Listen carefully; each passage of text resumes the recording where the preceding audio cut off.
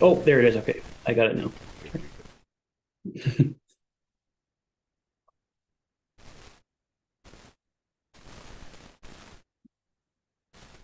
All Right. righty, welcome back, everyone. Had some technical issues getting going, but we are now officially up and running. Brand new Rig 72 live stream preseason. Edmonton Oilers, Seattle Kraken. Toph, welcome back, my friend. Thank you. Thank you. Good to be back. I'm getting excited for the season. Mhm. Welcome in, Magic Meatbag, Darcy. Great to see you guys. Yeah, we got it going just in time here. 7 o'clock, right on the button. So Yep. Yeah, and definitely, Owen. Definitely. Can't wait for yeah, meaningful hockey.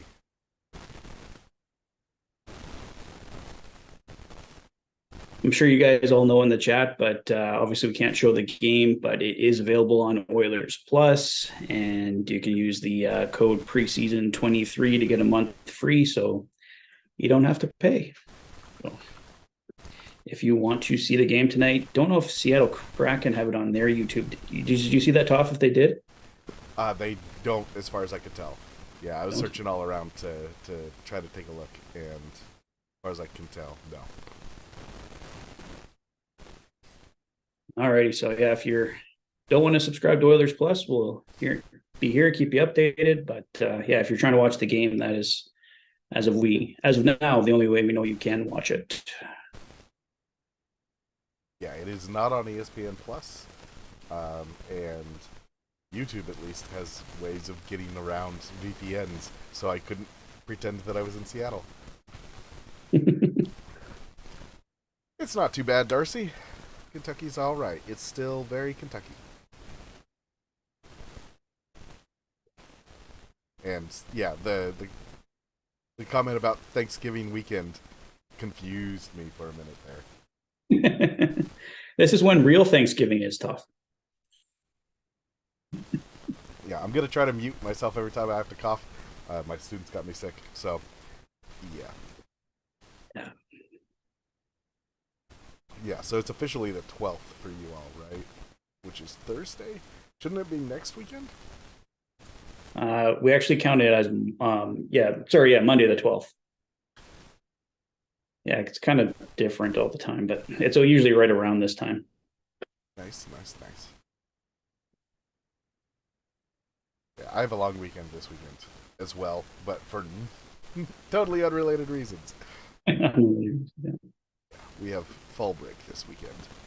Um, our our spring break in the fall is split between like midterms, which is this week, and then American Thanksgiving, which is end of November. It's always a weird time, end of November, because we generally have 1 week once we come back.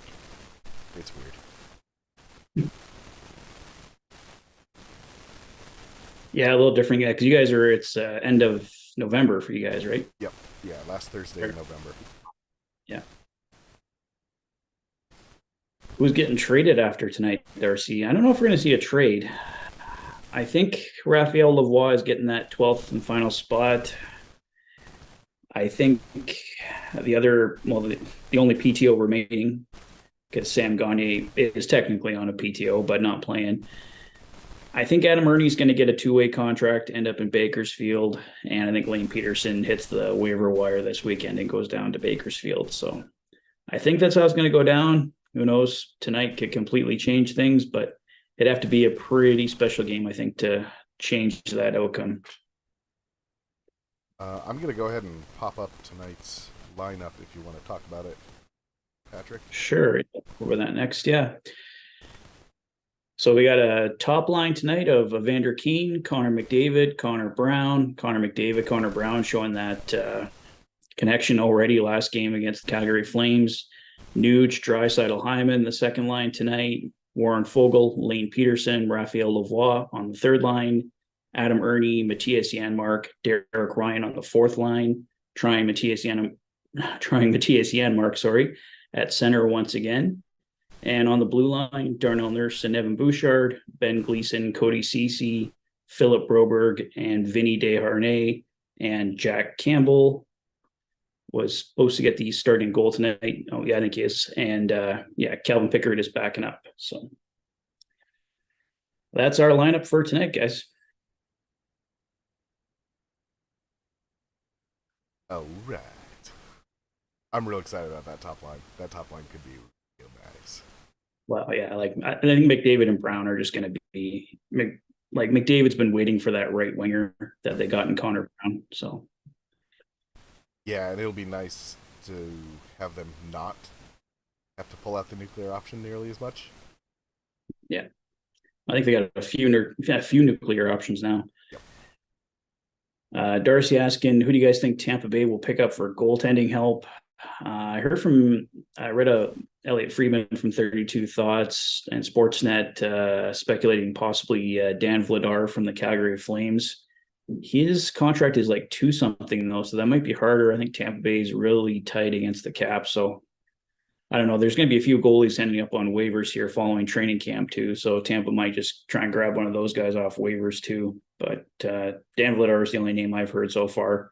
I know they did try and go after Spencer Martin that Columbus picked up earlier. So Toph's got the Columbus connection with his brother. Yeah, although it's still baseball season for my brother, so I've heard very little about the Blue Jackets. In about a month, he'll be all in on the Blue Jackets, but right now he's all baseball. Because my nephew, his son, is way baseball. Well, the Blue Jays are out here, so no one cares about baseball anymore. Yep. Yeah. Yeah, this year at least they're Orioles fans, so they're having a good time. Yeah. Because we're all actually Rockies fans, but no, we're not. Yeah, Magic, our top 6 is ridiculous this year. Absolutely love it. Like, it seemed every year we had like 5 really good players, but there was one question mark. I don't think we have a question mark in our top 6 right now. I love it, like right from 1 through 6.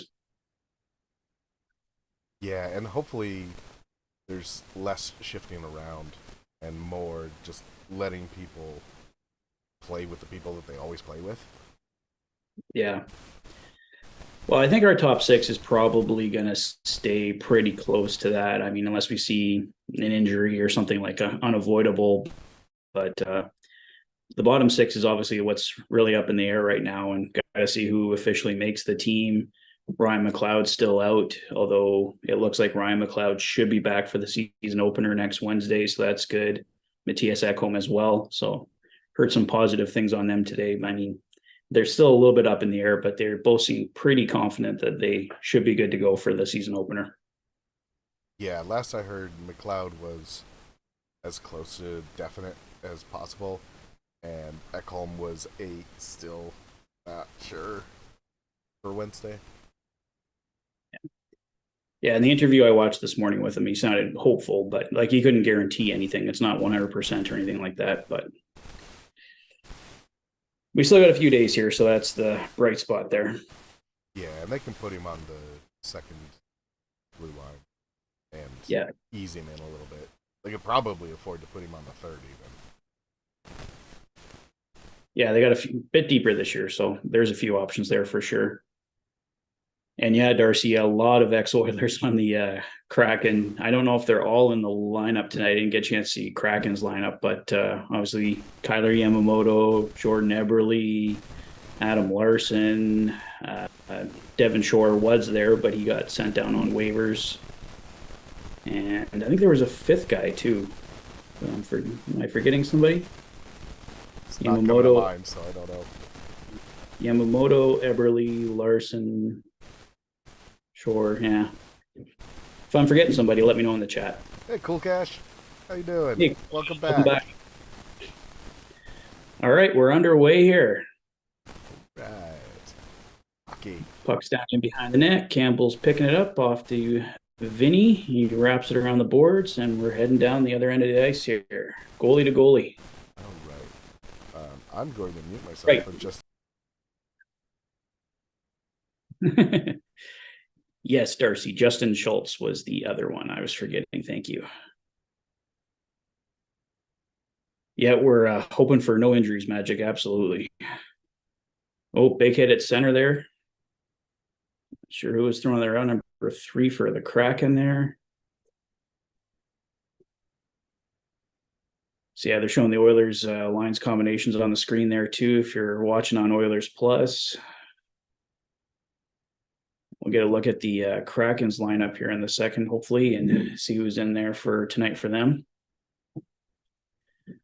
Cool Cash. The only spot I know you can watch the game right now is on the Oilers Plus. If you don't have a subscription, if you use the code preseason 23 that Toph has there in the chat, you can get a free month. So just cancel it before the month's over and you're good to go. And then you'll be able to watch tonight's game.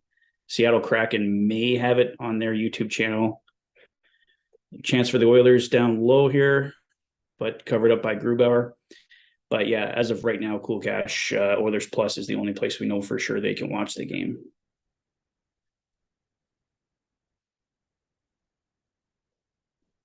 So a good start here for the Oilers. A couple of chances early. We get the first 2 shots of the game. Connor over to Brown, and he just can't quite get around Grubauer.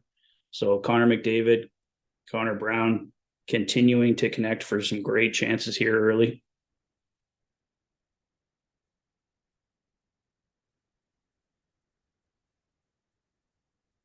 Ben Gleason is a guy that's getting a lot of talk right now, Darcy, and Phil Kemp's also looked good, but Gleason, I think he's on the screen there now. Yeah, Yep, number six. Yeah, he was with Dallas's organization playing with Texas Stars last year, but yeah, he's coming in really impressed.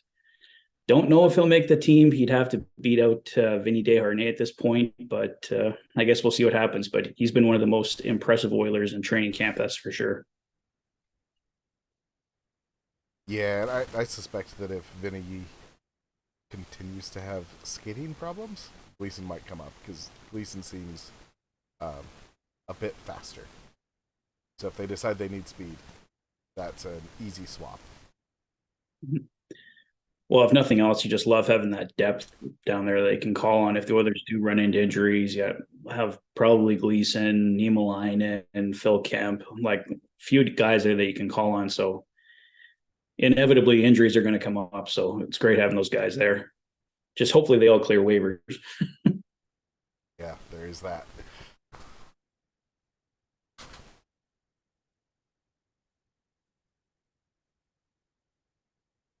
Looks like the Oilers drew a penalty here. Or I'm not sure if that's it was in the offensive zone, so I'm guessing that's going against Seattle there. It is indeed. So the Oilers going on the power play.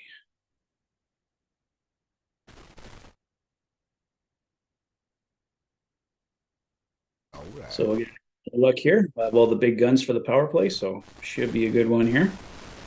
Yeah, I doubt that call gets made in the regular season. Yeah. Welcome in, Chase. Hey, Chase. Oilers control at the blue line. Nuge works it down low in front. Nuge again. And Grubauer. So we got a blown whistle here. Not sure what the stoppage was there. Maybe a glove pass or something. I'm not sure. Yeah, I'm not sure. Yeah, the face-off coming outside the zone here. Kraken win the draw, and we'll send it down the ice. Oilers pick it up and go back on the attack. Bouchard has it. Okay, Yes, cool. Sounds good, Cool Cash. Yeah, it's the last game where you have to worry about it. Then they'll all be on Sportsnet from here on out. So, Or ESPN Plus down here. or ESPN Plus. Except for the occasional Thursday night game that will be on TNT. Draisaitl with a shot. Grubauer then their save, and the Kraken clear. 1:08 to go in the Oilers power play. Oilers have the first 5 shots on the game. Nothing on the scoreboard yet for the Kraken. Yeah, is Vladar just sitting out there? Is who, sorry? Vladar. Oh, yes, here. Well, Vladar made the Flames because they sent down Dustin Wolf, so it's Markstrom and Vladar right now. So they do have Dustin Wolf as an option if they wanted to trade Vladar. Gotcha. I think he'll get moved sooner or later here. Because I was listening to the 32 Thoughts podcast with Friedman and Merrick today, and they were talking about Dustin Wolf, and he's won goalie of the year twice and broken a lot of records. Like, there's nothing else he can do in the American Hockey League. He should be in the NHL now. So I imagine it's not too much longer before we see a Vladar trade. That was some good shooting. Didn't go in, didn't work, but some good getting pressure on Grubauer there. Thank you, Cool Cash. Oh, I got a bunch. You're drinking out of. I'm like, cup this year? Yes, I think so, but it's the drinking cup. That'll be an amazing cup. Yeah, so nothing on the power play early for the Oilers, but they continue to keep the pressure on. Vinny with a shot from the blue line wide. Oilers keep it in. Oh, just wide there.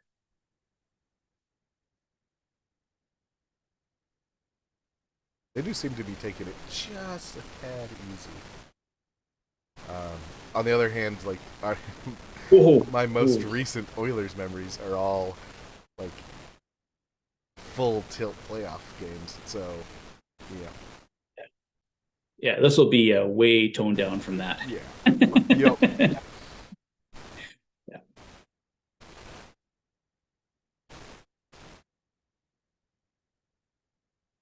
I love it. Yeah.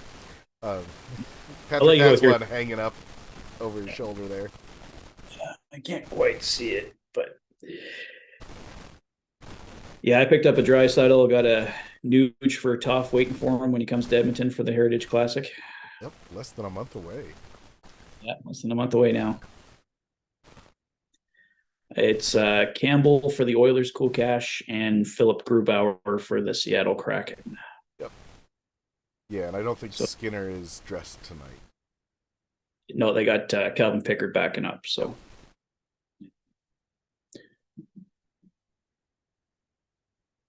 But I don't imagine we would see the backup anyway. Yeah, probably not.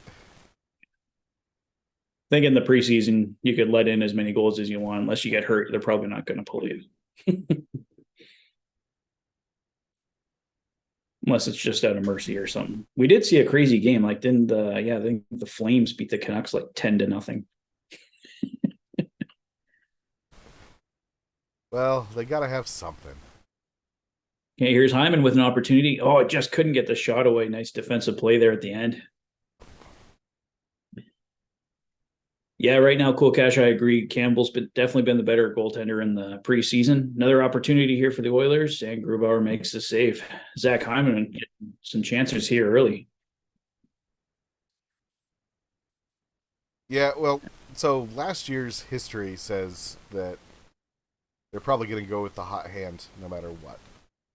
And then so whoever gets the opening night probably gets 2 or 3. And I would say that that's probably Campbell at this point, from what I've seen. Well, I think they might split the first two, let them each get a game in, and then maybe from there, whoever played better in their game gets the next few. I could see them going that way just because there's a bit of a gap between both games. So at this point, I'd go with Campbell in the first one, let him play Wednesday, and then maybe Skinner Saturday. But I don't know. We'll see what happens. They could go either way, but I think they'll try and get them both a game here to start out. Yeah. But our mantra is be nice. Goalies are weird. So, I mean, who knows? Especially because you got to kind of play the psychological game with goalies. And it's entirely possible that it'll just be like, you're in there until you lose it. Go for it, Campbell.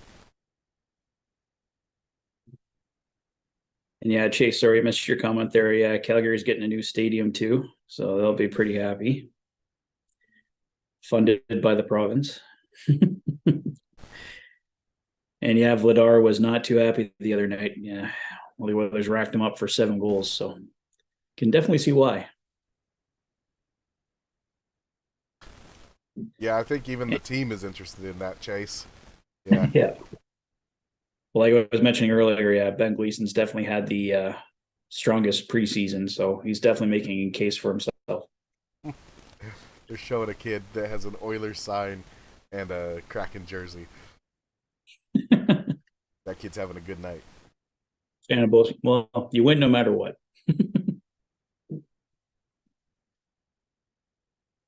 Yeah, that would make sense, Cool Cash. Since you're facing the same team, get a good look at both.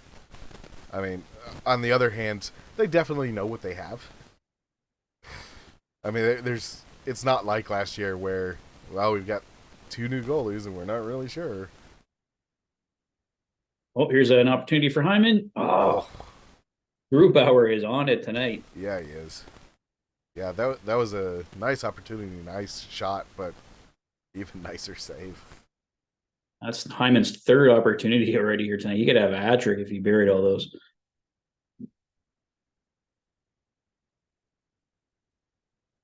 Yeah, great glove save there from Grubauer. Yep, stayed He's with been it the whole way. Ooh, Hyman almost snuck that past the tip of his glove. Just didn't quite get it back. It's quite. Oilers did have it off the draw, but the Kraken recover, and they got a 2-on-1 coming back the other way. Whoa, Nice. that was a bit of a scary opportunity there. I'm gonna have to keep telling myself this preseason. Gleason up the ice over to CC, and CC will dump it in. Oilers go on the attack and behind the net in front. Oh, another great save from Grubauer.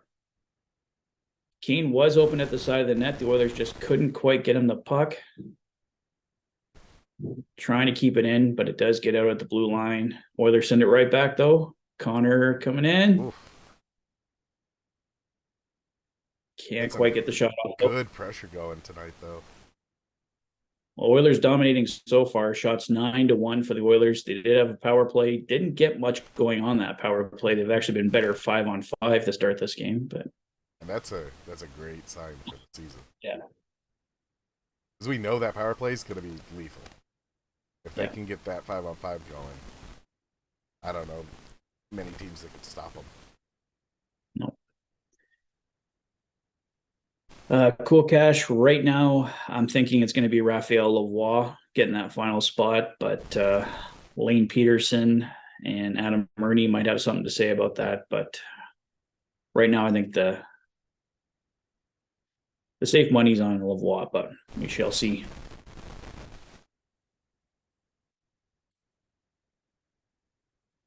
Yeah, they are very close to the border, Darcy, that's for sure.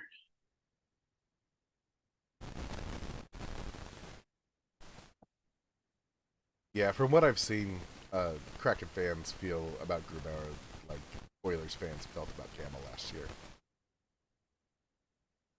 Yeah, well, Seattle's goaltending was not good. Yeah.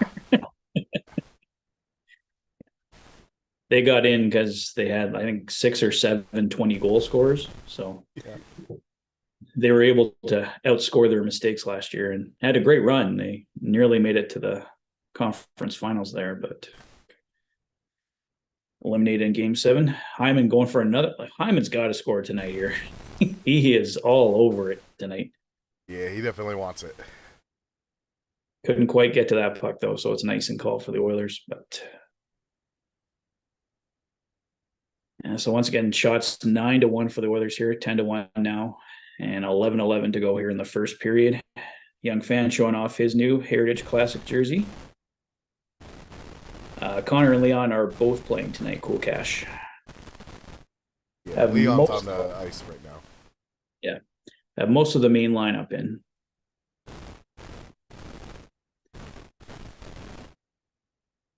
Oh, I'm too quiet. It might be that I'm just talking quiet. It's not quite wife volume, but yeah, I am getting over being sick because yeah, That's what happens when you work at a school.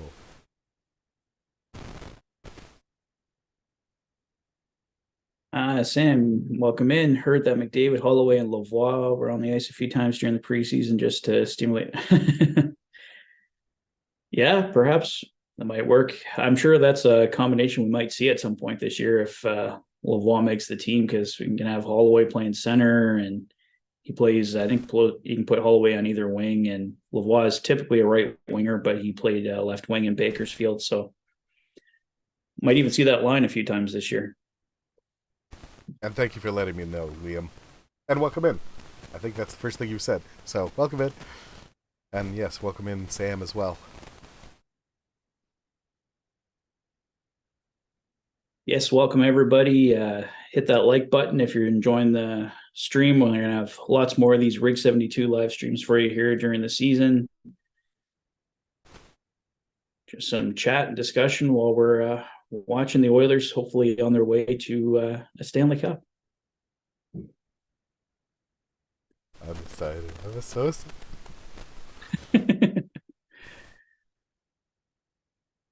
Kraken starting to fight back here in the first period. They still just have the one shot so far, so they're looking to get some more time in the offensive zone. The Oilers doing a pretty good job of getting it out. Yeah, I don't know if he's even on the ice tonight, Chase.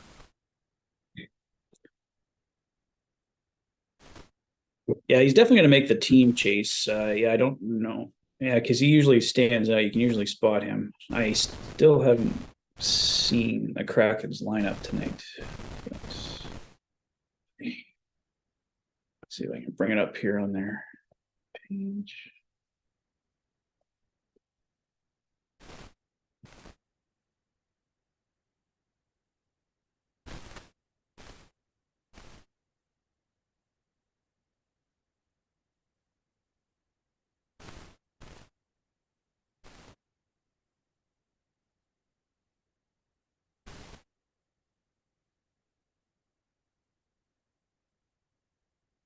Found their starting lineup for when they started the game. That doesn't help. I'm going to mute myself for just a minute, play with my microphone.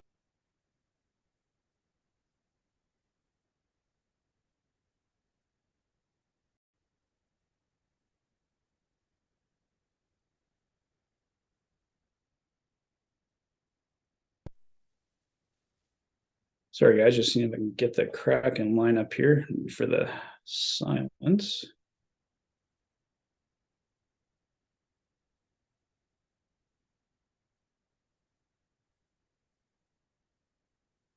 I don't know. I can't seem to find it. I don't think Yamamoto's in the lineup tonight, though. I haven't seen him yet. He did, of course, get that goal on us last time they played.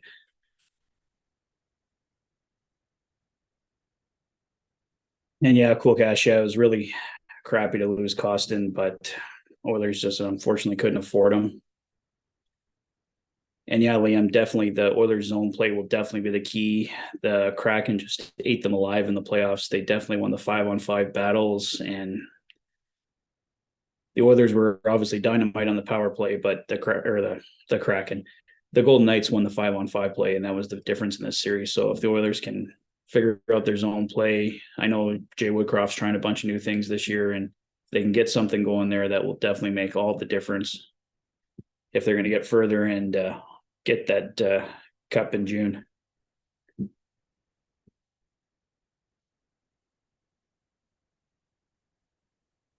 Yeah.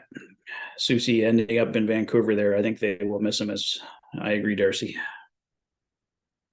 Still would have loved the Oilers to be able to pick him up, but still liking the D this year. I think it's an improvement. Just be nice having that full year of Matthias Ekholm.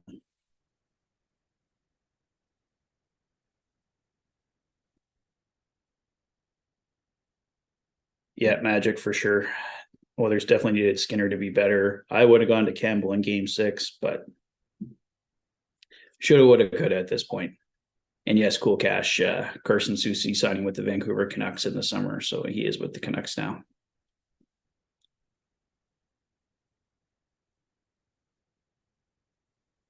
Yeah, exactly, Chase. 2020 hindsight. We got 8:05 to go here in the first period. Shot still 10-1 Oilers and no score as of yet. Leighton Peterson out with Lavoie and Fogel. Fogel gets the puck over to Peterson, kept in by Bouchard at the point. Oilers getting some zone time here. Fogel trying to get the puck back on the boards, but looks like the Kraken have it out. 2-on-2 rush up. There's a chance for the Kraken right in front, but Campbell with the save. Oilers recover and they'll head back up the ice.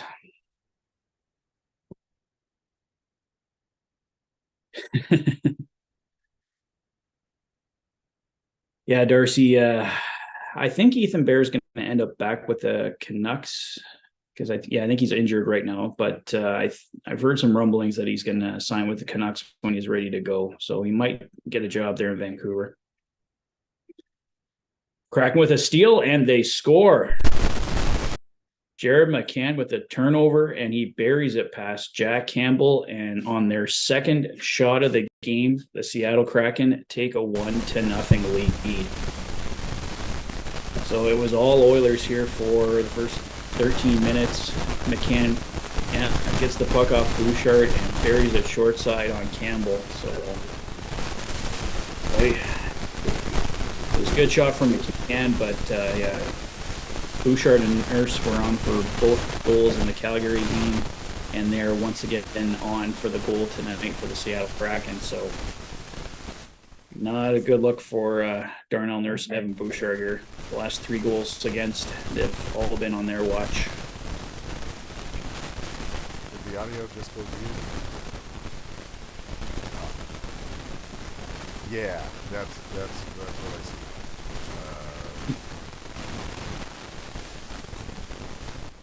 You got it going now? Well, you can hear me. Can you?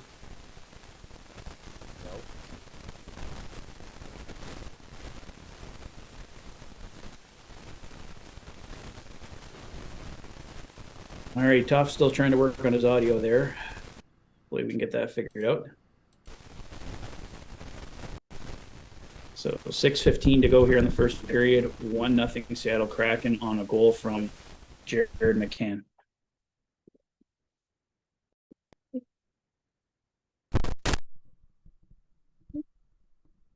Is that better?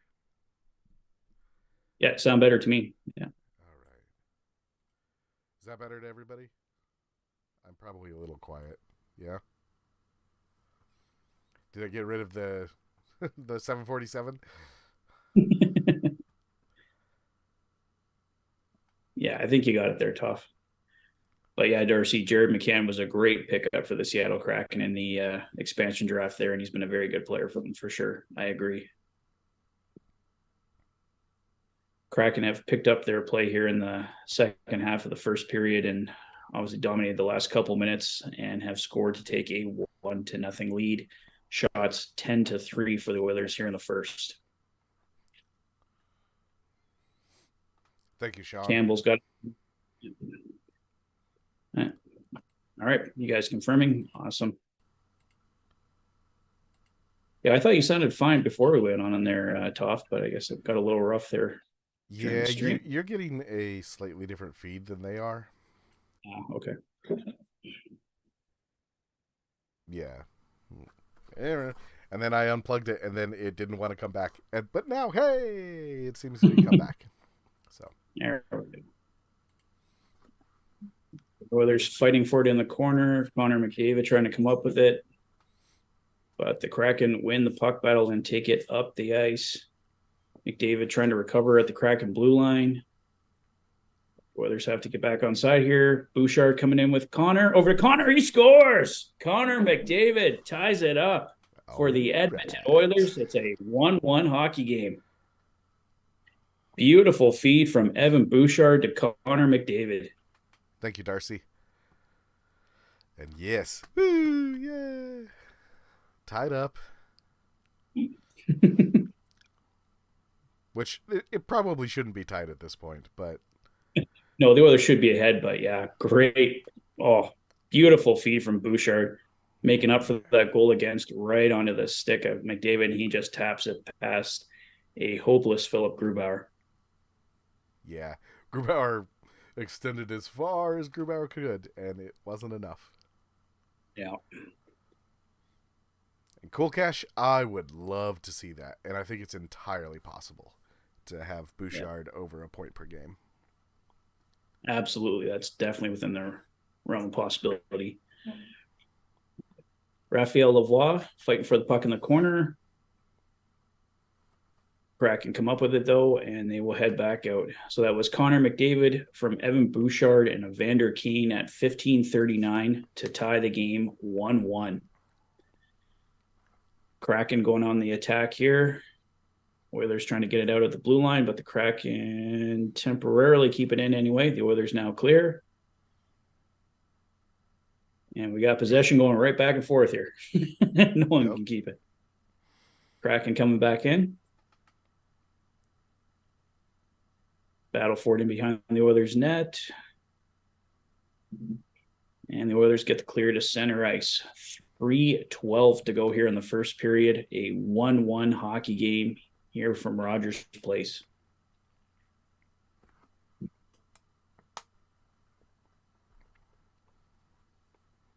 And we'll have a face-off next to Philip Grubauer here on the icing call from the Kraken.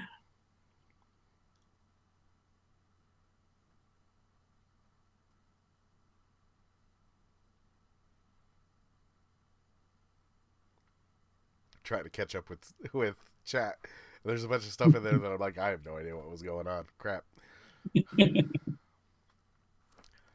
Yeah, Nuge against Beniers here on the face-off. Nuge wins it. Draisaitl shot off the face-off, but it looks like it was deflected up out of play with 3:05 to go. I like that 11 shots to 4. Yeah. That's a good sign. I don't know how many times last year we were like, just throw it on net, just shoot it. Well, the Oilers have dominated most of this first period, but it was actually the Kraken who scored first. Yep. It was joining us here, but anyways, 1-1 hockey game. Oilers up in shots 11-4. Yeah, and if any of you have anything that you'd like to see this year, let us know because we're still flexible. We're still always improving this. It may not happen until November, but we'll work on it. Whatever you want to see, we'll try to make it happen.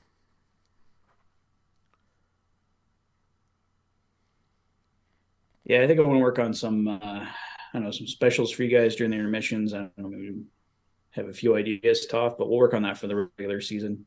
Just Okay. winging it tonight for the first stream here this season. Yeah, it was a beautiful play there, Cool Cash. Absolutely. Highlight reel goal for the Oilers.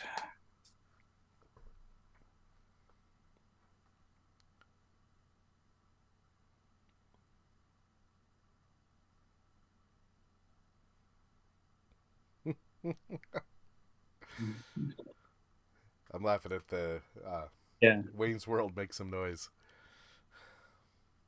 Yeah. Trying to get the fans riled up here at Rogers here for the face off. Looks like it's another sellout or close to a sellout crowd at Rogers Place. So a lot of fans just taking advantage of the cheaper preseason prices. There's some fans just can't afford those regular season prices. So it's nice they have these games here. So fans who maybe can't go to a regular season game can at least get a chance to see Connor McDavid and the guys here. Yeah, usually Sam, it's been pretty good. Yeah, if it was, if it felt like work, we wouldn't do them. So, yeah, we got a pretty good community here, as you can see. A lot of the people that you're in here with are regulars to these streams. We don't quite have all of our regulars in, but it is preseason, so that's not too surprising. Ooh, dangerous chance against Campbell there. Kraken had a great chance there, but it looks like they just tucked it wide. But they remain on the attack here in the Oilers zone. Broberg's got it in behind the net, gets it to the point, but the Kraken can keep it in. Broberg's got it again. The Oilers try again up the other side. But the Kraken doing a good job here maintaining pressure. Down to 2:20 to go here in the first period.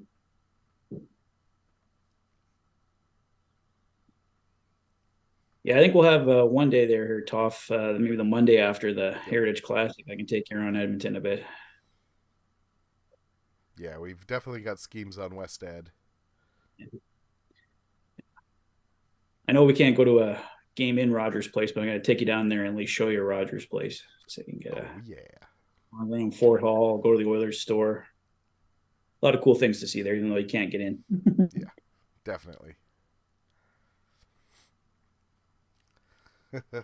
Lots of people having fun in the crowd there. She got on the big screen, so she's happy. Oilers send it down the ice, and Grubauer plays it behind the net. The Oilers trying to steal here in the corner. There's maintaining pressure here. Connor McDavid out with Connor Brown and Evander Kane. Kraken recover, and they will bring it back up the ice. Minute 30 to go here in the first. I don't know if we have to go to Pizza 73. Maybe. Well, they have been trying to sell me all sorts of things every game. So I'm going to have to order Pizza 73 through Skip the Dishes and somehow gamble in Ontario. Those are the three things that they're trying to sell me the most.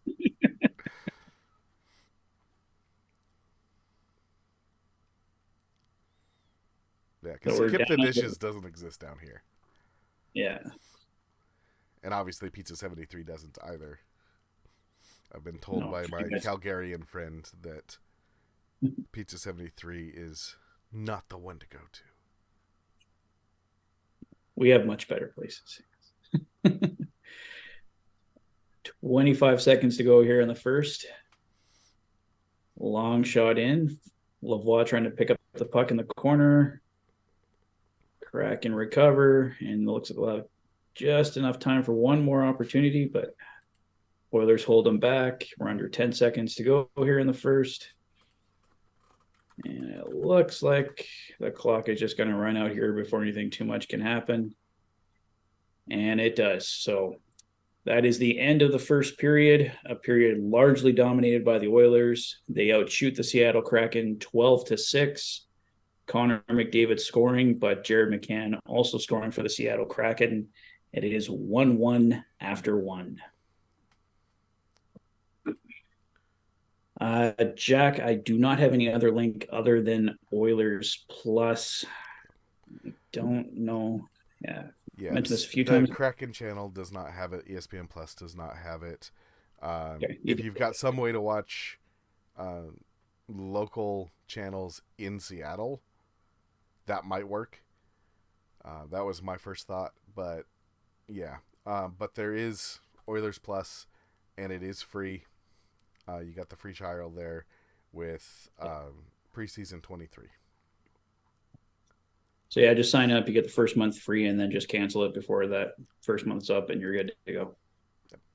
Yep. If this is all you want it for, I think there's some good stuff on there. But if you don't want to have the subscription, you can always cancel it there, and just use it for tonight's game.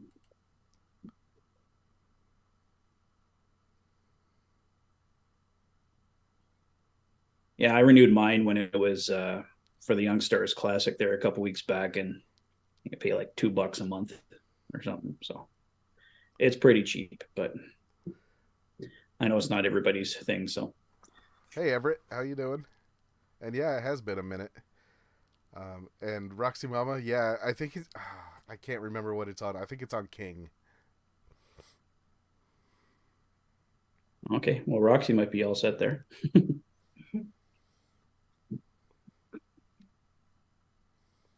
Hey, Bill. Welcome in.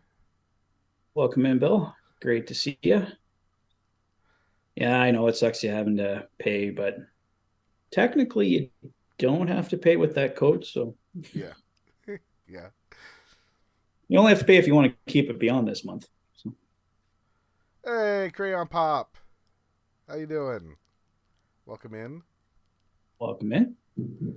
Yeah, hopefully you can find it there, Roxy.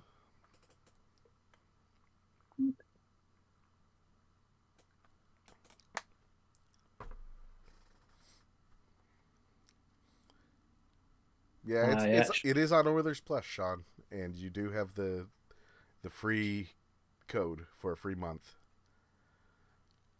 and then it'll be back on what Sportsnet up there and ESPN Plus down here, um, as soon as the regular season starts.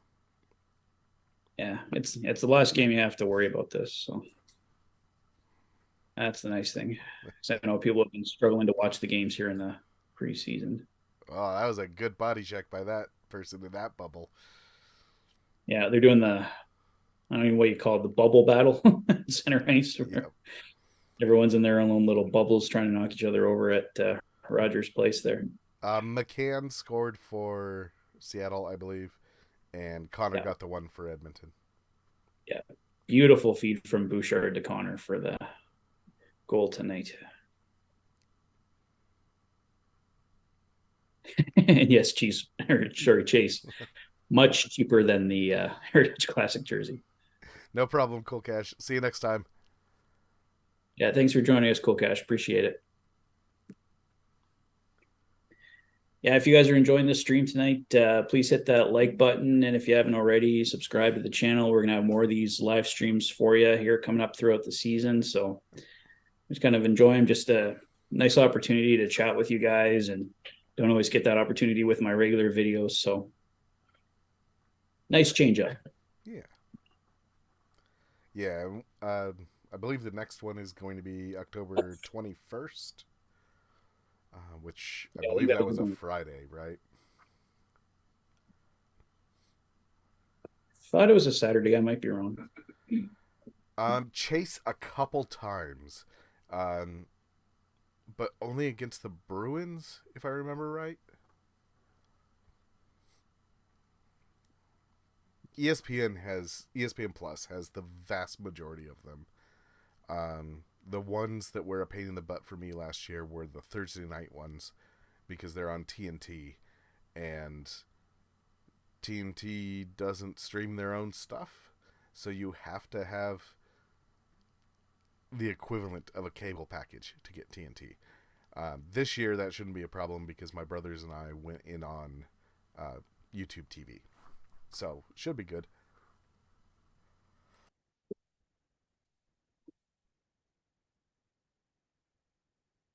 Yeah, I think the next game we were thinking of was the October 21st, which is a Saturday, Oilers Winnipeg Jets. It's the That's one about we're right. looking at. So you're going to move up here, Toph, If if I you like it? if I could get a job up there, I would already be up there. Yeah. Sure, you could get something at the U of A. Yeah, I don't know that I could. Because the jobs that I'm qualified for are low enough down the authority scale that I don't know that I'd qualify to emigrate, and I made a mistake and married an American. I know. I was kidding when I was saying it was easy. I honestly have no idea how hard it would be, but yeah. Yeah, I don't know either. Let's see. University of Alberta jobs.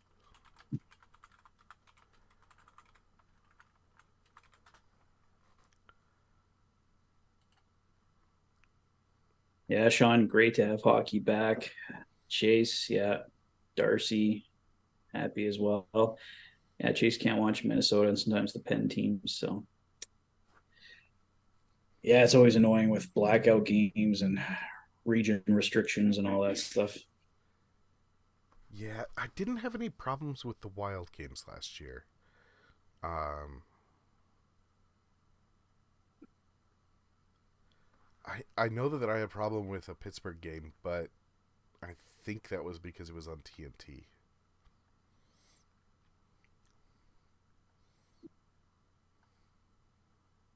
So if you're just joining us, it's first intermission, 1-1 tie, and we got about 11 and a half minutes to go here in the intermission. Then we'll be set to go for period number 2. I will be right back. I'm just going to grab another drink.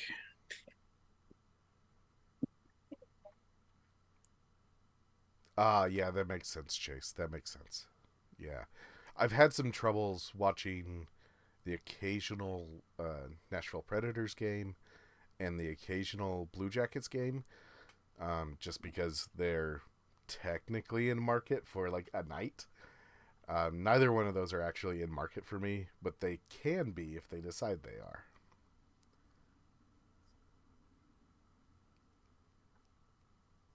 I want ice cream. I might order some. Hi, Laura. Hi. We couldn't tell what you said, but we could hear you. I just want some ice cream. Ice cream.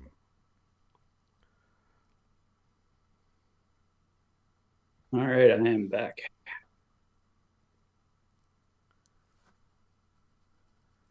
Are you done? Let me open up the window.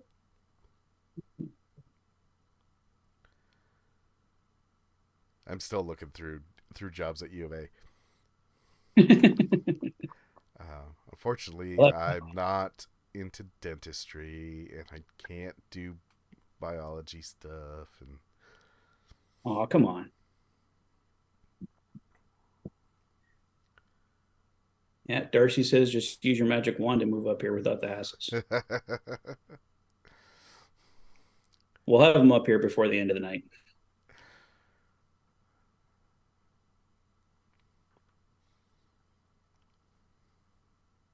I mean, there are a lot of jobs there. It's just Yeah. none of them that are. Oh, I could become the curling head coach. I'd have to There you learn go. how to do that, but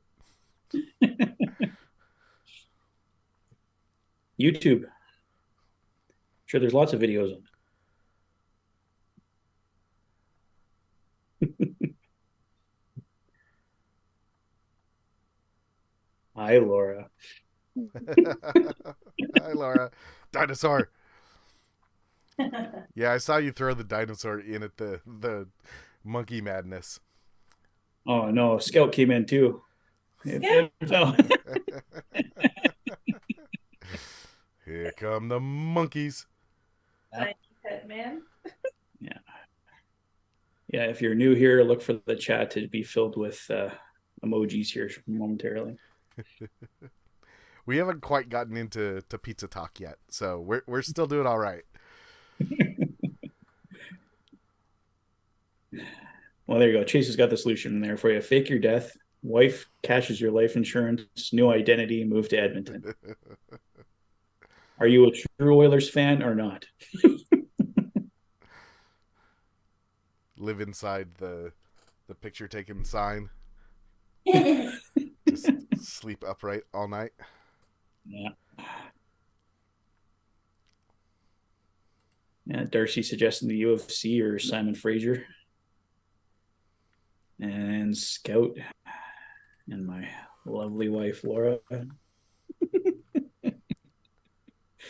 Where's Burnaby? And we have a celebrity guest here. Tyson coming in. Good evening, Tyson. Hey, Tyson. How you doing? And Darcy suggesting you just work at Boston Pizza. You can work right by Rogers Place there. Where's Peter?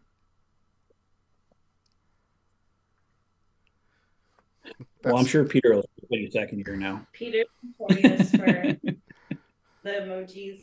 Yeah. Peter and Scout. Yeah, Peter, Scout, and Laura always get the emojis going.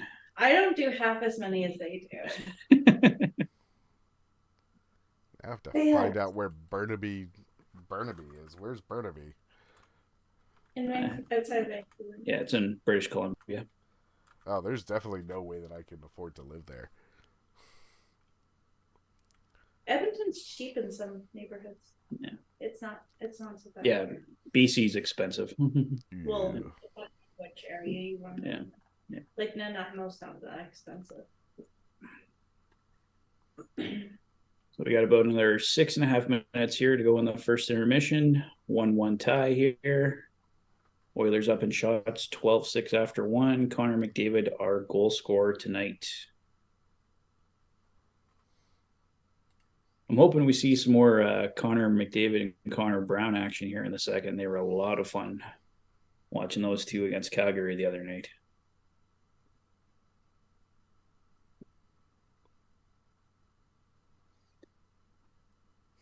Find a job there yet, Toph?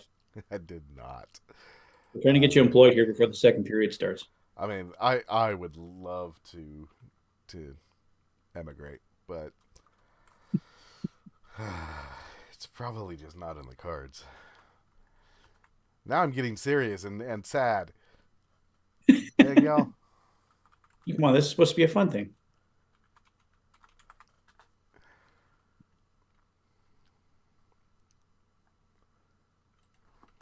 Oh, well, there you go, Scout.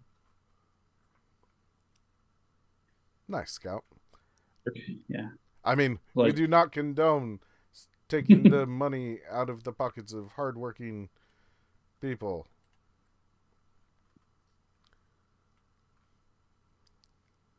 Well, I guess out of Daryl Cates' pocket right now, but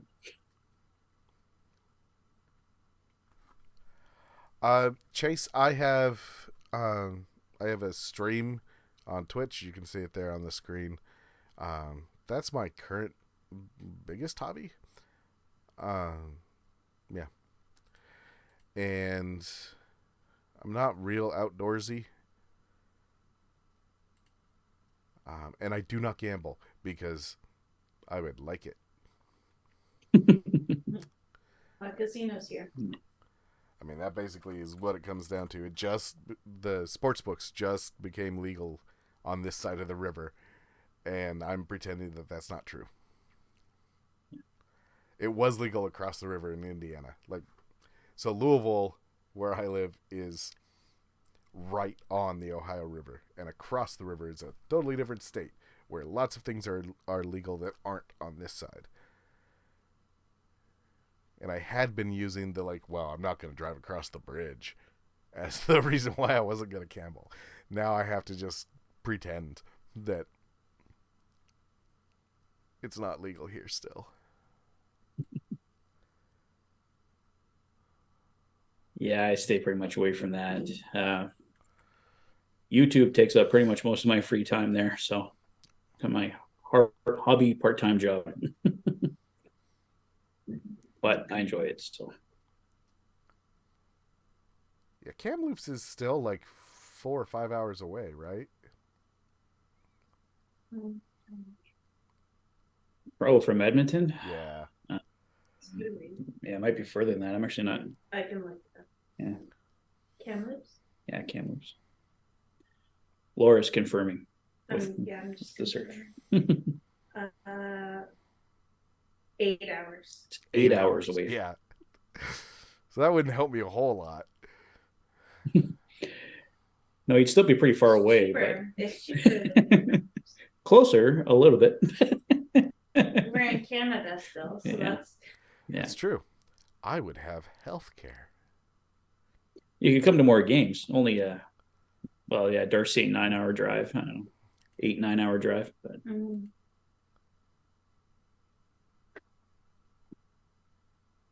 shorter flight.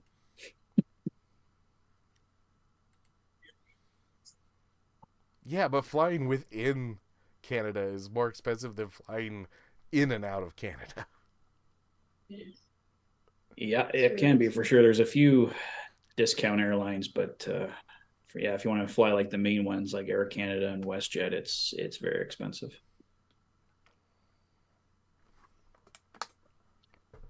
Oilers coming out back onto the ice here. We're about 2 minutes away from puck drop for the second period.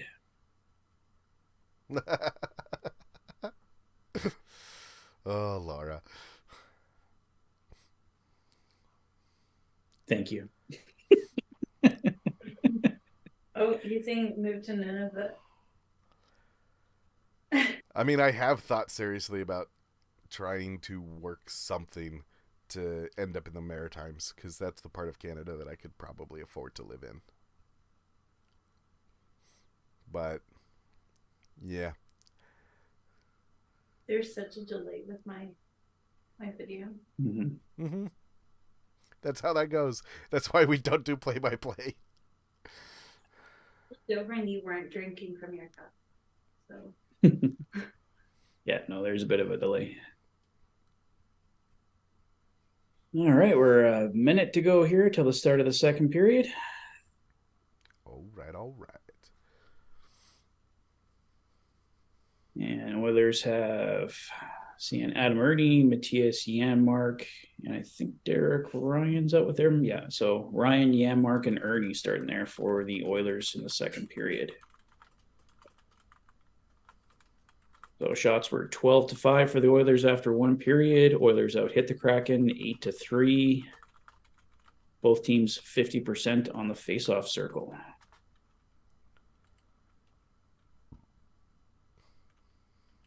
I have no idea if you're serious, Crayon Pop, but if you are, that's awesome.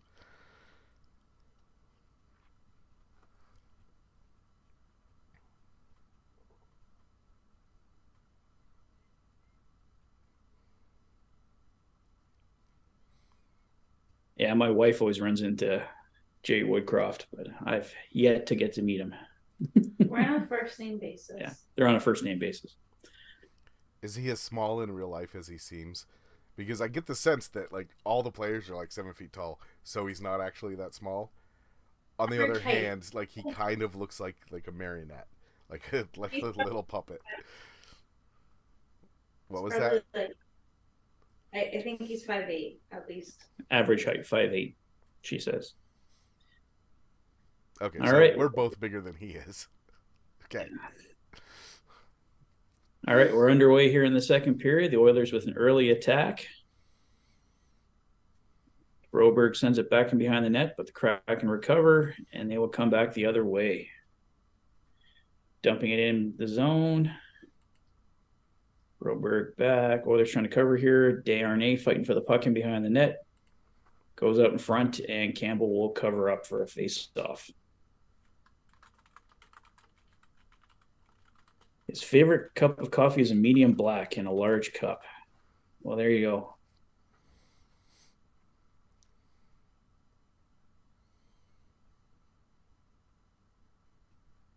I also take my coffee black.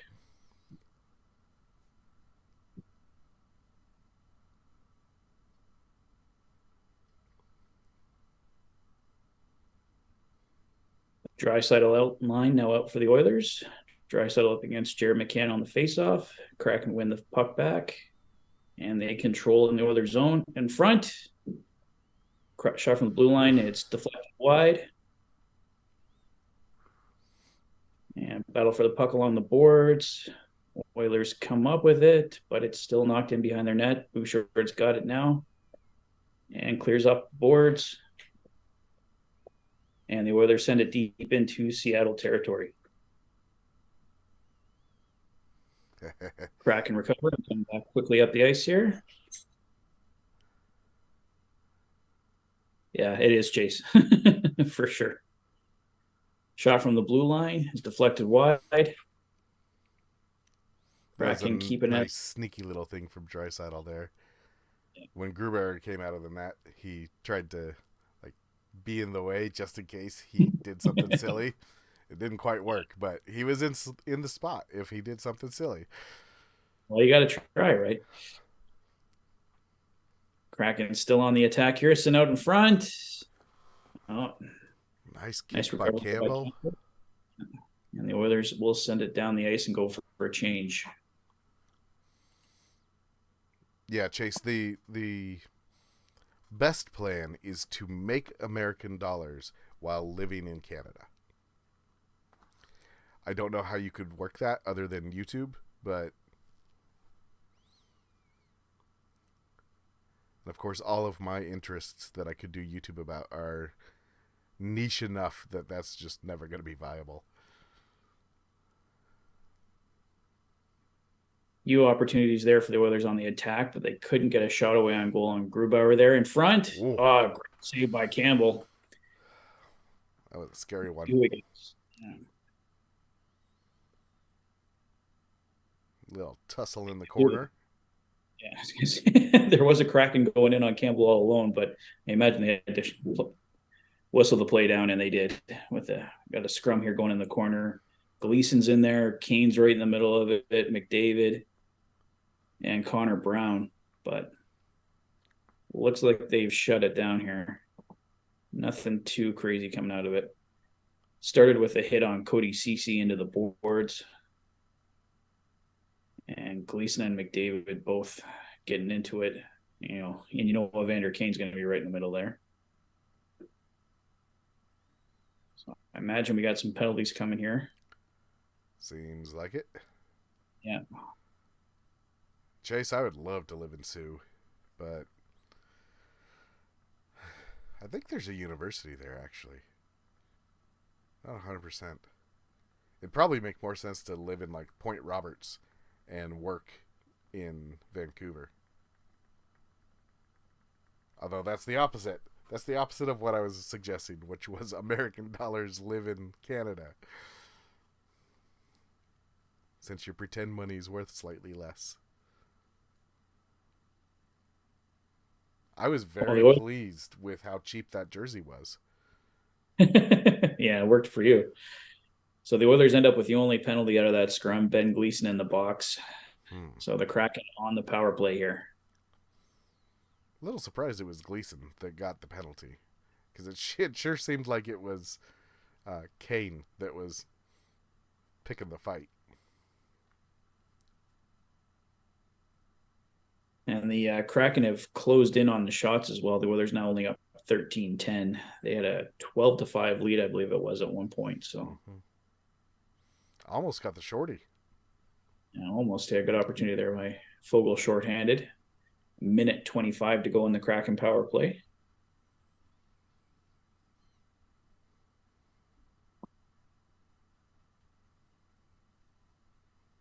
Showing some more happy fans in the crowd there. Everyone enjoying themselves tonight. Nuge on the face-off here for the Oilers. He kind of got it. Yeah. Toph looking forward to getting his Nugent Hopkins Heritage Classic jersey later this month. I'm so excited for that. It's a beaut. I got it hanging in the closet right now. Right next to Tyson's jersey.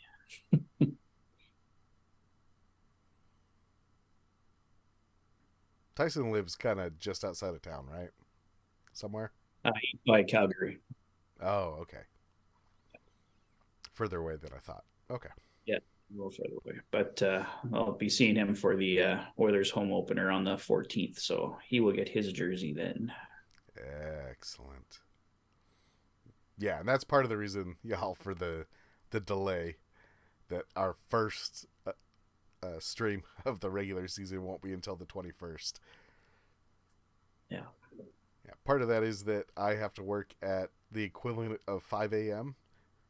for y'all on Mondays and Wednesdays, and therefore Tuesdays are out. And then you're going to a couple games, so those days were out. And yeah. Toph does get the shoulder patch. We'll get lots of games in, though. We got a long season ahead. Yeah. We're just at the start of it. So. Another 15 seconds to go in the Kraken power play. The Oilers nearly have it killed off here. Kane's got it and dumps it down, and that should do it. Yeah. Play might be going out of his zone there, but the Oilers kill off the Kraken power play. So it remains 1-1, 15-23 to go here in the second period, and 1-1 tie, Oilers and Kraken. Yeah, Chase, I have no idea how Gleason was the only one that got a penalty out of that. Chase is jealous of your shoulder patch that you'll be getting.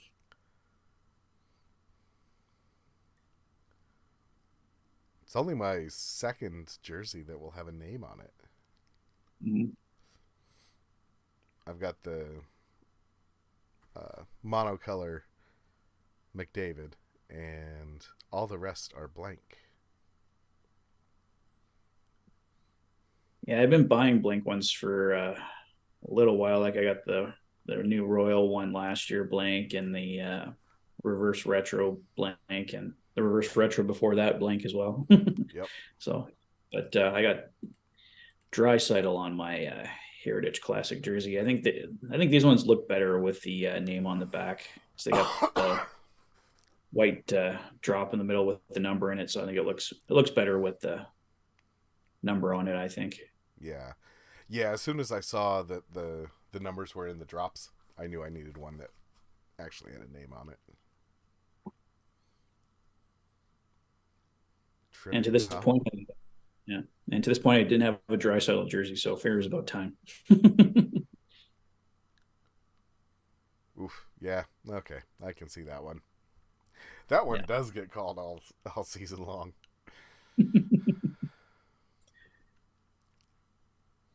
I mean, it was incidental. I don't think he was doing it on purpose, but yeah, that was tripping. All right, so the Kraken right back on the power play. Leon Draisaitl in the penalty box. So they didn't get much going on that first power play, but we'll see what happens here. Some early opportunity. Nice glove save by Jack Campbell, and he'll hang on. Thought Campbell's looked good tonight. The Kraken had their first goal, I think, on the second or third shot, but since then, Campbell has shut the door. He's been very good in the preseason so far. Excellent in both games against Calgary. And who was his other game against? Vancouver, I believe it was, that he did really well. Or it might have been the other time they played Seattle, I'm thinking of. But either way, Jack Campbell's been excellent so far in the preseason. And another nice glove save. So happy we're not seeing the ones where Campbell's looking down at his glove after the puck's gone through it into the net. Yeah. Those were painful to watch last year. Oh, yeah.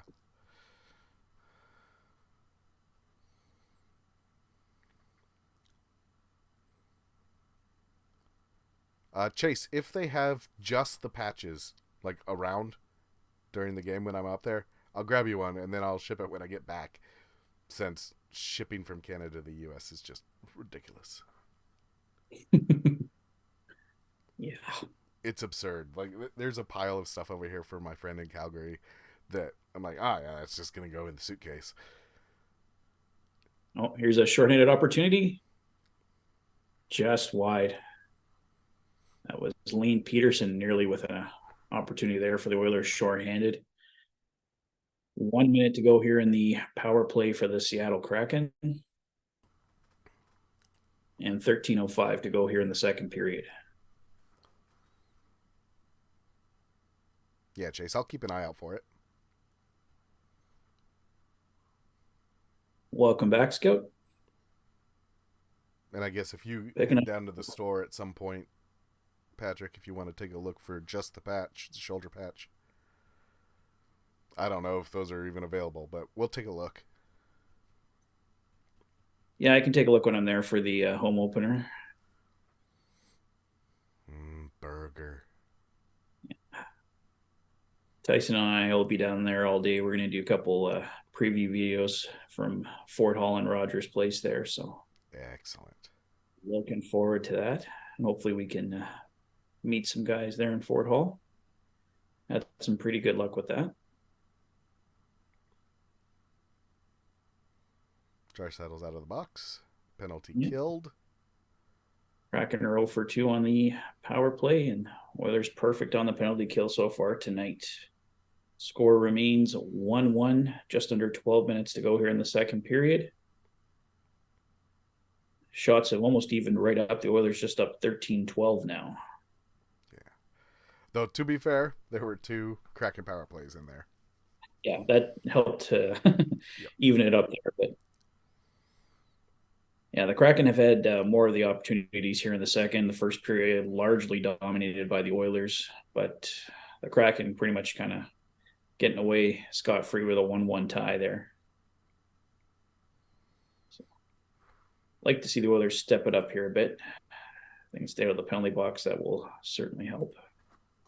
Oh, nice hit from Ben Gleason in behind the Seattle net on Borgen. Ben Gleason, he's having a hell of a preseason. I don't know if we're gonna see him sent down or not, but if he doesn't make the team, he's definitely earned the first call up on defense. You know that for sure. Wonder if there would be any issues with him trying to clear waivers, just because with how strong of a preseason he's had. But, Yeah, you never know. I mean, it's only the preseason, so you can't get too excited about it. But he's looked good here against some of the better competition.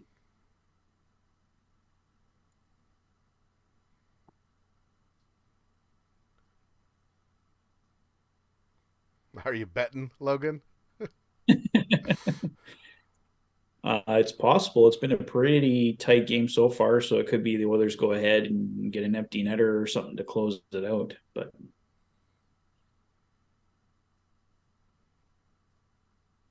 Yeah, I don't like to bet. Well, actually, I love to bet, but I don't like to bet because I lose. But I definitely would not bet on preseason anything because, for all we know, like nobody comes out, or none of the starters come out in the third. Like, it's unlikely, but it's entirely possible.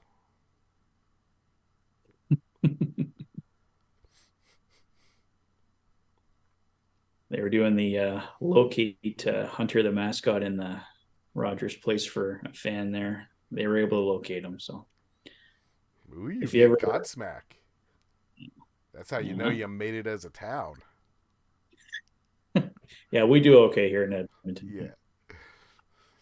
Yeah. That brand new arena is pretty enticing. Well, I guess it's not really brand new anymore, but from 27, newer. Kids with the chains. Yeah, those are always a popular thing at the store.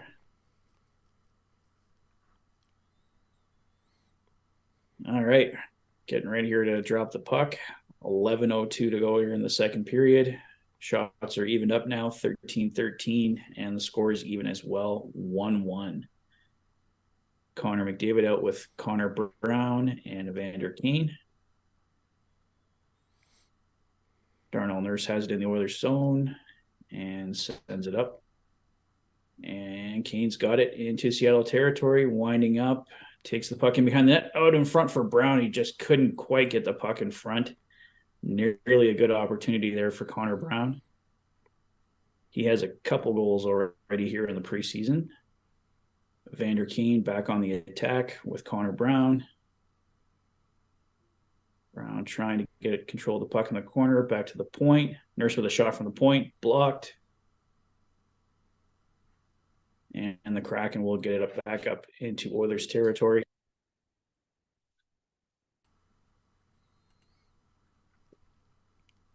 And Connor in behind Seattle's net, loses the puck, and the Kraken will clear. So just coming up on the halfway point here of the second period. Philip Broberg coming back in on the attack for the Oilers. Nailed the boards in behind the net, and Kraken recover. Not much possession here the last couple of minutes. The puck just going back and forth. Shot from the point, and another glove save from Jack Campbell. That glove has looked good tonight for Jack Campbell. Save number 13 on the night for Jack.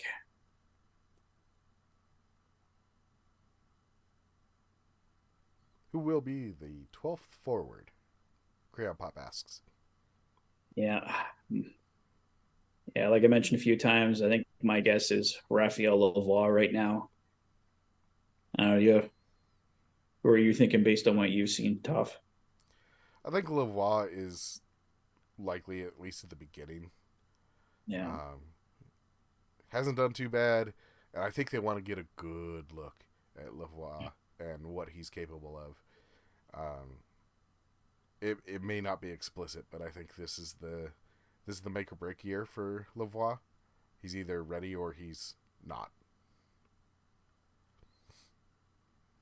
Hockey highlights. Sam Gagne is who I wanted, but he's still recovering from that double hip surgery. So the belief is that he's going to start in Bakersfield, probably on an amateur tryout. We'll go from there, but who knows? We might see Gagne at some point this season, but looks like he'll be starting in Bakersfield. Scout, 6 fantasy hockey leagues. Is that enough? No. 7 is the magic number, so you need to sign up for one more. And Tony, Oilers Plus has it going. You get a free month with the code preseason23. That's the easiest and most legal way to do it. Unless unless you live in Seattle or Edmonton, in which case it's probably on TV. It's definitely on TV in Seattle. Yeah, well, it's not on TV in Edmonton. It's just Oilers Plus. But... That's pretty cute. Yeah, they show the occasional. I think there's been 2 preseason games on Sportsnet, but for the most part, they don't show them on Sportsnet. Scout, I have no idea how you do that. Managing one fantasy hockey team was more time than I was willing to give it. Yeah, the quality's been good for the most part, Chase, on Oilers Plus. I know some people have had some problems with a couple of games. I haven't run into any issues personally with it yet, so I can't really complain about it. But I know the other night there was a game on Sportsnet was showing, and the Oilers Plus feed, I think, didn't kick in until 10 minutes into the first or something like that. So they have had some hiccups along the way, that's for sure. And it didn't help that they were charging people for these problems.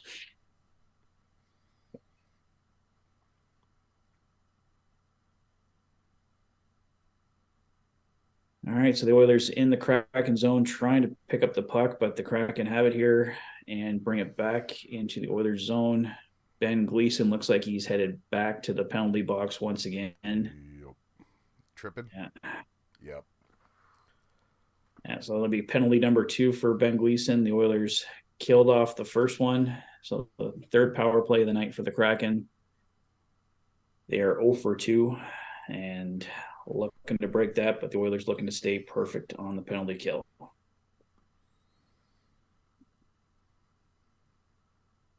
Yep, that one's going to get called every time.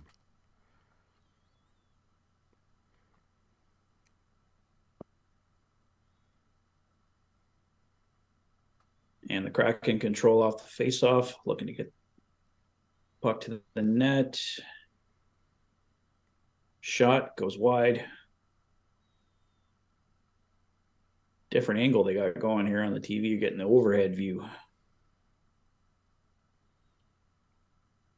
Hockey highlights. Yes. I think this is the year that Bedard really breaks out.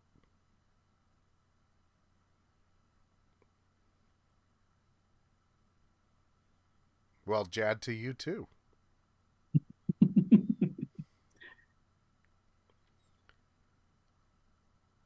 Kraken moving the puck well here and not getting in much for shots, though. They're down to 109 to go here in the power play. Directed in, and Campbell will take it in the chest and hold on. So 105 to go in the Kraken power play. Kraken have controlled the puck for the most part, but aren't getting many shots through the net. So Oilers keeping them to the outside at least. Couple saves from Campbell there. Is that our new monkey butt? Yeah, I guess.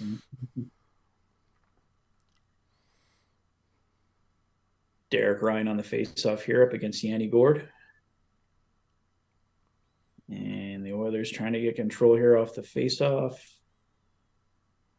send to the point, but the Kraken keep it in. That was a nice little time wasting shuffle. Mm-hmm. Kraken continue to control the puck, but they can't get the puck towards the net.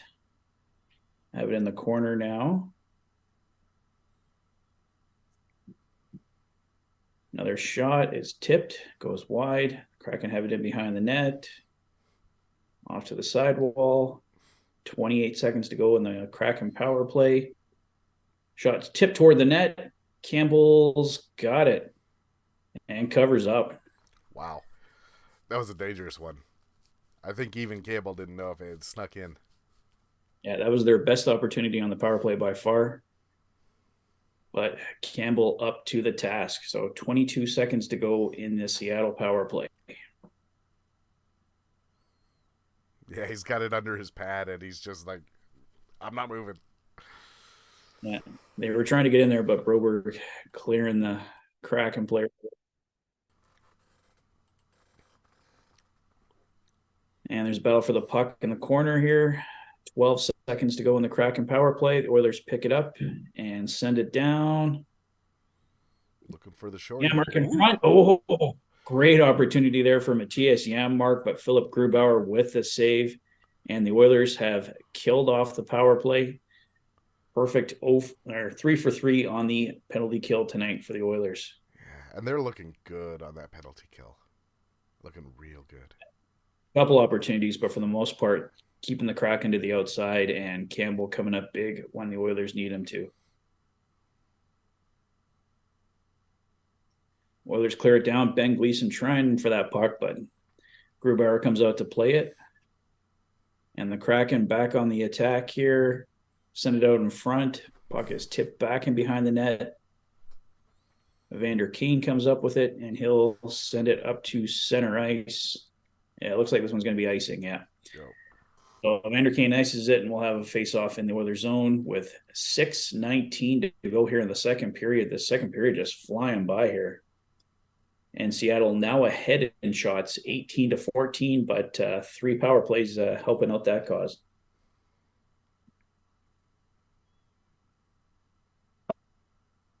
Yep, excellent PK tonight, Crown, for sure.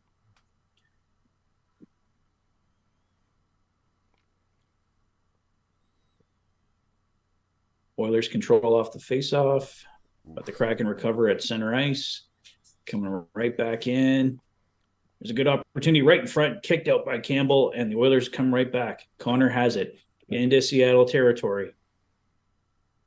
Connor feeds it back to the point. It's tipped out, and the Oilers will have to go back and recover here. 5:50 to go here in the second period.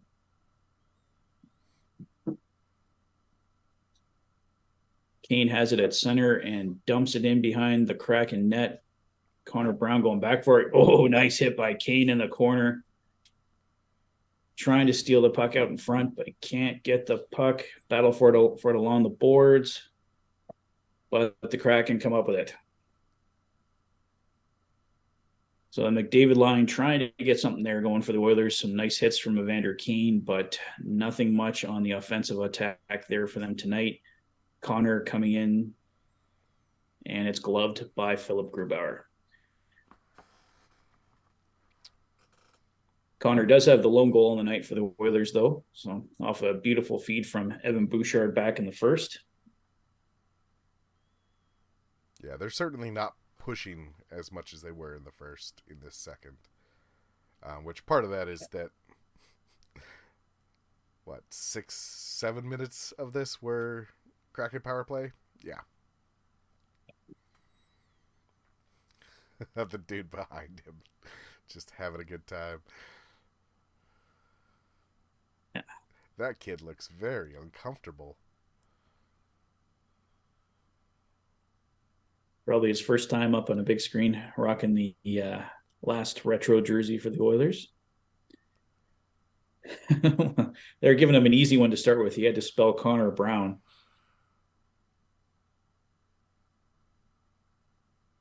Now he has to spell Bouchard. And he got it. All right. That kid is very happy right now that Yessa is no longer on the team. Well, Fogel might be a challenge for him, though. Yeah, he wasn't able to get Fogel.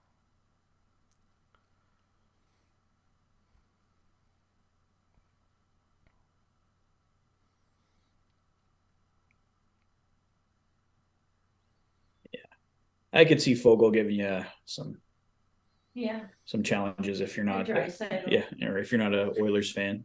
Mm-hmm. For pool year. Back in the day. Yeah.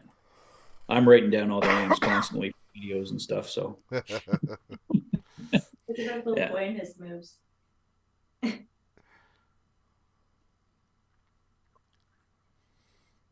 Oh, she is Hunter. That's so cute. Yeah, I know them all pretty much off by heart now. A lot of repetition.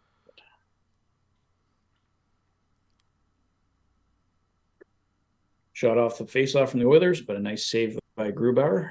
It was Vinny Desharnais with the blast there from the point. Thanks, Scout.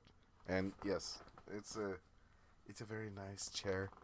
I replaced it since last season because the one before this had gotten loved by the cats, and it's slowly just been torn apart.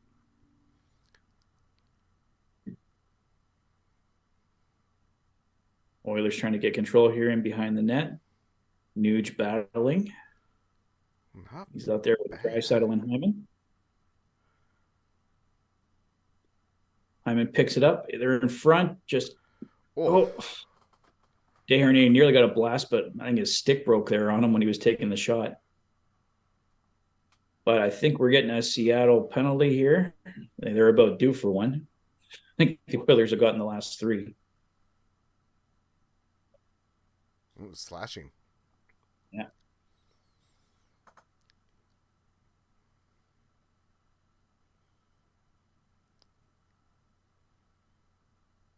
Vinny just lost his stick. Alrighty, yeah. Slashing got kicked out of his hands. Yeah. So Yanni Gord heads to the penalty box, and the Oilers go on the power play here. They are 0 for 1 on the night, but a nice go-ahead goal here would come in very handy. Kraken clear it down, and Bouchard will pick it up in behind Jack Campbell. Boosh. 4:20 to go here in the second period. Bouchard feeds it back to Connor McDavid. Connor McDavid winds up and rips into Seattle territory, going in on the net. It always makes me happy when they do that. When they go, well, Connor can have it. And then he just skates right through the entire other team. Zach Hyman right in front. He scores. Zach Hyman.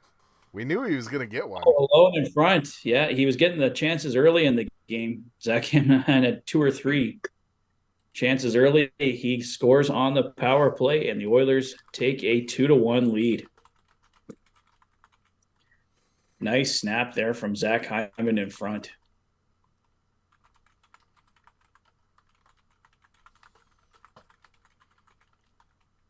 Yeah, danced around the Kraken defenseman and then just roofs it over Philip Grubauer.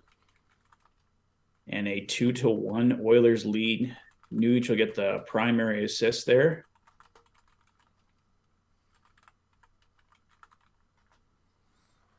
So 2 pretty goals for the Oilers tonight. And Lane Peterson will take the faceoff at center here. 3:50 to go in the second period.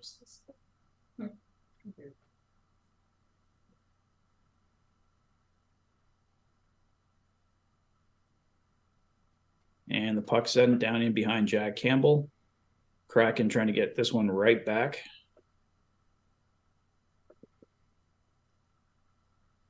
Shot from the point. The Kraken player falls down. Nearly a break for the Oilers, but the Kraken recovered just before the Oilers took off up the ice. And was this just an offside, or do we get another penalty coming here?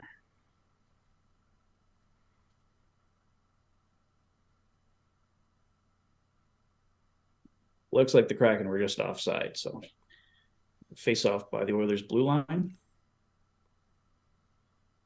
Mark wins the draw and Nurse has it. And the Oilers tip it up the ice into Seattle territory. Adam Ernie trying to pick up the puck in behind the net. Nice hit. So the goal officially Zach Hyman from Ryan Nugent-Hopkins at 16:10 on the power play. The Oilers 1 for 2 on the power play tonight, and they have a 2-1 lead with 3 minutes to go in the second period.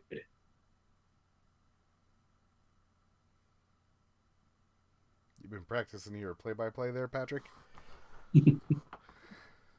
Well, I'll never be as good as Tyson, but trying to get a little bit here. Yeah, you're rocking it, man. You're rocking it.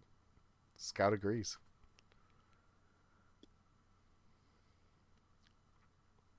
And Seattle picks it up in their zone in behind Grubauer. And they have it at center and bring it into Edmonton territory.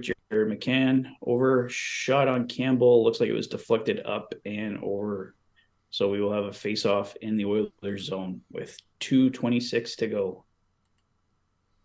Shots are now 19-16 for the Seattle Kraken. Sound like an NHL 11 announcer. Nice. Slowly work my way up to NHL 24.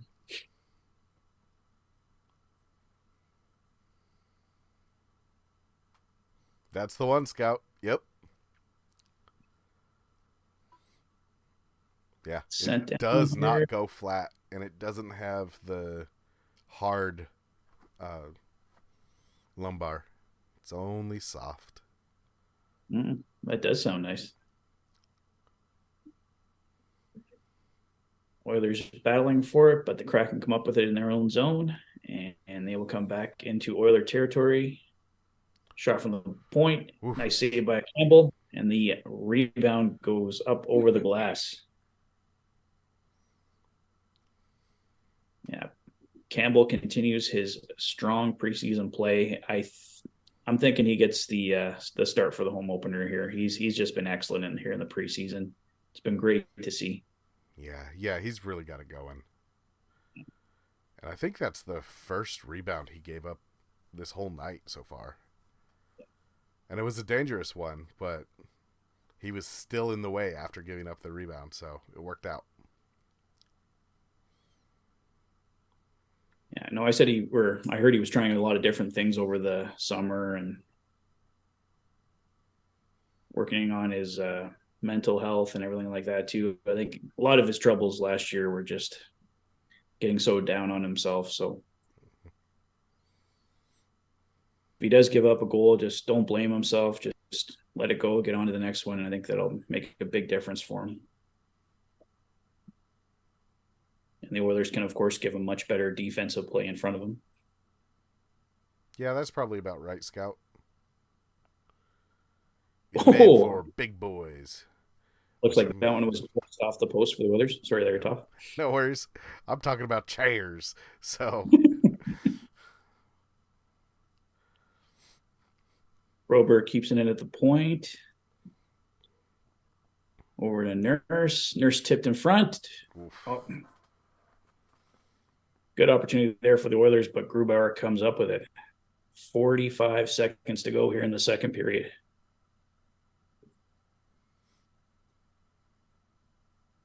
Kraken send it up, but it looks like that puck deflected up and over the glass. So we will have a face-off here with exactly 40 seconds to go.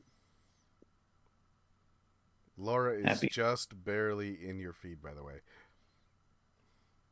If Laura does not want to be on camera. Oh, I'm in the video. Just your shoulder, but almost. It's more of a warning in case you don't want to be. Thank you. She's more just for the emojis in the chat.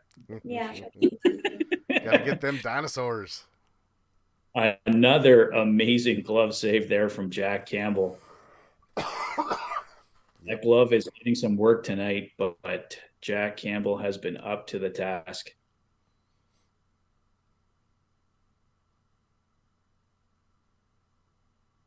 Very nice. Just snags it. Sure, the Seattle fans are getting frustrated, but yeah, Jack Campbell has just been incredible with that glove tonight. It was more of his Achilles heel last year, but looks like to be one of his biggest strengths so far in this preseason. We're down to 10 seconds to go here in the second period. The Kraken controlling the Oilers zone, but they lose control, and the Oilers will kill off the final few seconds here as they dump it into Seattle territory. And that is a wrap on 40 minutes. So after 40 minutes, the Seattle Kraken up. Oh, we got a fight here at the closing bell here. We got Darnell Nurse in there. Adam Ernie's right in the middle of it. He's a fighter. Yeah. Adam Ernie, he's showing his physical side here. The Oilers need that physicality with losing Klim Kostin here in the summer. So Ernie making a case for himself here.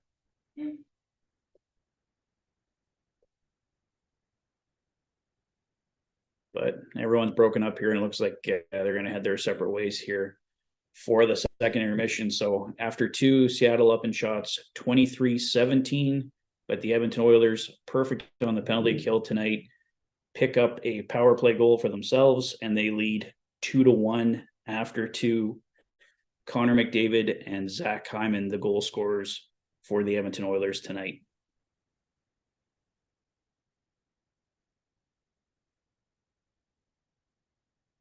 PJ, the only option we have for you is getting Oilers Plus. But you can get the free month with the preseason 23 code and then just cancel. But yeah, unfortunately, we don't know of any other feeds currently where you can catch the game.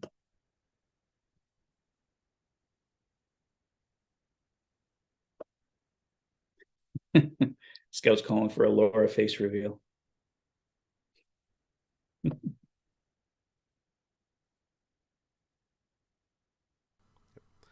I'm going to step away and grab some more water, and I'll be right back. Sounds good.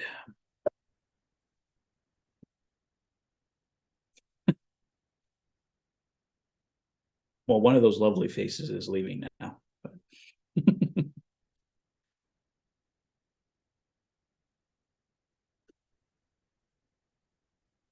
Alrighty, guys. Yeah, so we got about 17 minutes to go here in the second intermission.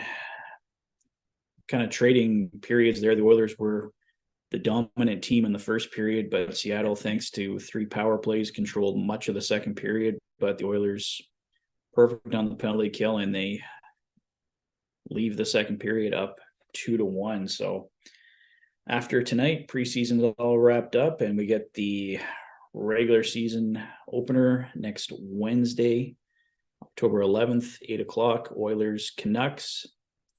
I'll have the premiere episode of the Fanatic Rundown following that game for you guys to check out. I like to do little live game recaps following each game. So if it's your first season watching the channel, you can look forward to that. And Toph and I planning to do the next Rig 72 live stream on October 21st, Oilers and Jets on the Saturday. And Tyson from Delaney TV will be joining me for the Oilers home opener next Saturday, October 14th, for the Oilers home opener against the Vancouver Canucks. They're doing a home and home start for the season, starting in Vancouver, and then they come here for game 2 for Edmonton. And yeah, Tyson and I will be doing videos from Rogers Place in Fort Hall throughout the day. So lots to look forward to here. And yeah, I'll have some videos for you guys here this weekend when we find out what the final roster is. Got a battle here between Raphael Lavoie, Adam Ernie, Lane Peterson. It seems like Lavoie is the favorite right now, but Adam Ernie getting into some fights here, trying to see if he can add that physicality element to the Oilers' bottom 6. Lane Peterson's looked good as well, got a really nice goal against Calgary the other night. We know the Oilers ideally wanted a 4th line right shot center. That's why Brandon Sutter was considered kind of the favorite coming into the preseason to get that last spot. But when he left, just couldn't get it going there. And he had to retire. So I think as soon as Brandon Sutter was gone, Raphael Lavoie became the favorite, and he's continued to be the favorite here as we close out the preseason. Chase asking, is there any player realistically that you'd like to see on the Oilers possibly this season? Well, we talked about Brett Pesce a bit in the postseason. Don't know if the Kraken are going to look to move him. I know they have a surplus of NHL defensemen right now, so we'll see what happens. And Pesce is a pending, I think he's got a year left on his deal. So, and the Oilers probably wouldn't be able to re-sign him, but even if they got him just for this year, who knows? We'll see what happens. But off the top of my head, I wouldn't mind seeing a guy like Pat Maroon maybe come back, join the bottom six. I know he got traded to Minnesota last summer, but he might be somebody that he's got the playoff experience, can add that physicality element. Might be somebody interesting for the Oilers to bring back in. Rich asking, what do I do for work? I work at the University of Alberta, arranging deliveries and stuff like that. So YouTube, much more exciting.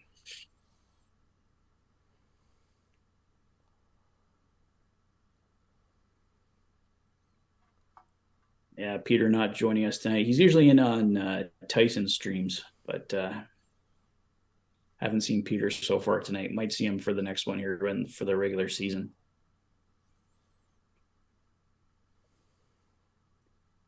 And Toph rejoining us. Bye. Welcome back in, Toph. Water. I guess we'll have to stop talking about you now. Yeah, I don't care.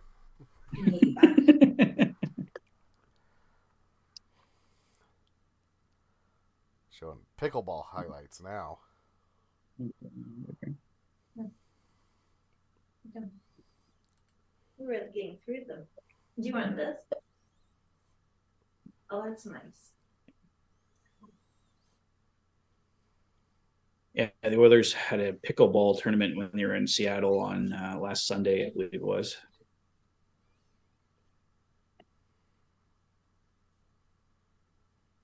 Showing Matthias Ekholm on the stream here on Oilers Plus. Matthias Ekholm looks like he should be good to go for the Oilers season opener next Wednesday. He's hopeful anyway. And I think we're pretty good on Ryan McLeod as well. So Ryan McLeod and Matthias Ekholm, unfortunately missing the whole preseason with injuries, but hopeful that they will both be back for the season opener.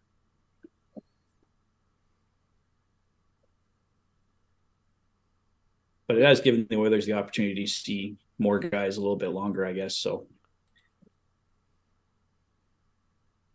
a little bit of give and take.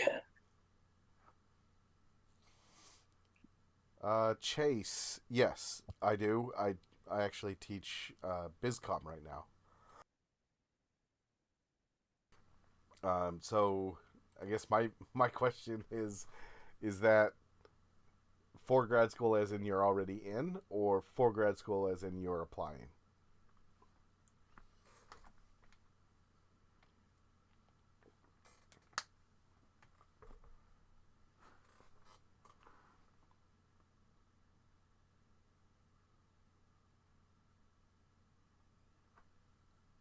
Yeah, Michael, that's definitely a possibility. We could see for sure. Hi, Iceman. Welcome in. Thanks a lot, Iceman. Appreciate that. Thanks for joining us tonight.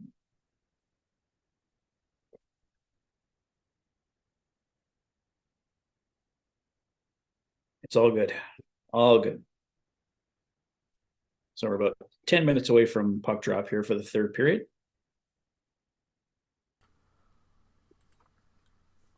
If you want to answer Chase's question there, Toph. Chase, make sure. So they are looking for someone to work with for 2 to 5 years. So the best mindset you can give yourself there is making yourself a good colleague, because you're not applying to be an employee. Depending on your field, they may put a premium on you having really clear goals. So definitely make it clear how it fits in with your career path, all of that, what you bring to the table. So, like, everybody that's applying is going to have the qualifications. So you can diminish how much you talk about that and emphasize why you want to do it, what your beliefs are, how it fits into your career path, and what you want to do. They're also looking for people that will make them look good. So, you know, depending on what you want to do with that, you can do all sorts of things to make it look like after you graduate, you will contribute in some way to their reputation. I know that's kind of vague. Without knowing your field or any of that, that's about as specific as I can get. But yeah, make sure that you have good, clear goals. If you have somebody that you already want to work with, naming them is a good idea. If you already have ideas on what you would do for a thesis or a dissertation, that's also a good idea. And the biggest thing is apply to many places, all right? Because they're looking for fit, and if you have clear goals and clear wants and clear desire to be there, then the only thing keeping you out would be fit. And if they cut you because of fit, that's probably a good thing because you would be miserable there. So that's the short answer. If you have follow-up questions, let me know. That was the short answer? That was the short answer. Yeah. Wow. I Michael, thank you very much coming in with the $20 donation there. Thank you very much, Michael. That is greatly appreciated. And yes, we are going to live stream quite a bit this season. Yeah, we'll have more coming up. If you miss Michael, our next planned one is October 21st against the Winnipeg Jets. So thank you again very much, Michael.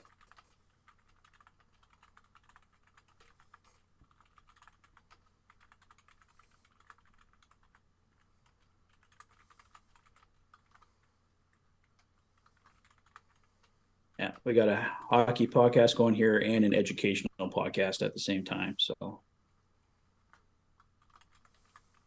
come for the hockey, stay for the essay prep.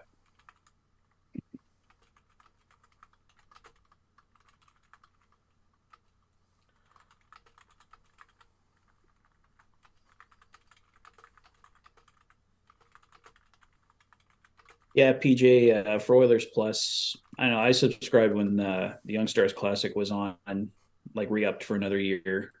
It's $2 a month. I mean, based on that, but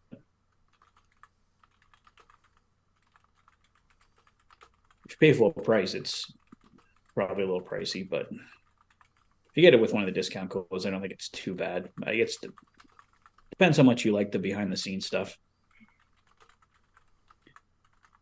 They have a documentary on there that follows the team called The Drop that I really enjoy watching and stuff. So there's a few of the things that I really like on there.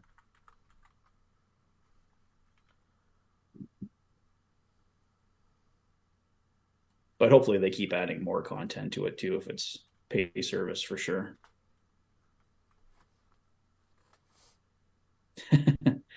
Keep them coming, Chase. Yeah, I wrote it out there for you so that you could copy and paste and keep that as notes if you wanted to.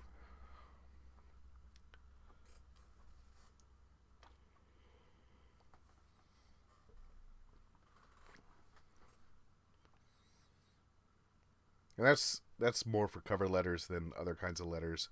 But I'm guessing that your graduate programs will ask for a cover letter.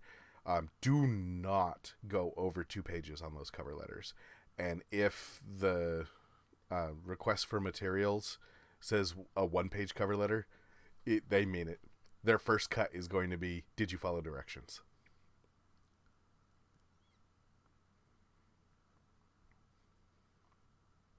Concise and to the point. Yep. We got about 5 minutes to go here in the second intermission. if you're just joining us, Oilers are up 2-1, Kraken up in shots 22-17. But Connor McDavid and Zach Hyman with the goals tonight for the Edmonton Oilers. I believe it was Jared McCann with the goal for the Seattle Kraken. And we got a close one, 2-1 going into the third period. So the Oilers closing up the preseason tonight. They're 4-2-1 in the preseason so far. So looked pretty good for the most part. And I think Jack Campbell's definitely been one of the highlights for the Oilers here in the preseason. Ben Gleason as well, definitely making a case for himself to make the team, but don't know if we'll see him over Vinny Desharnais. But we should find out here over the next couple days. I think you have to announce your roster by Monday, I believe is the deadline, but I will update you guys on that on videos this weekend.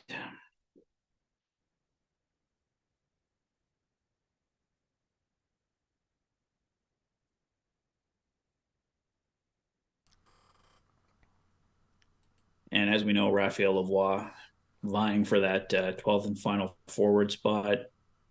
Adam Ernie, Lane Peterson trying to make a case for themselves as well. I've liked Adam Ernie the last few games. I think he's been a good addition there to the bottom six.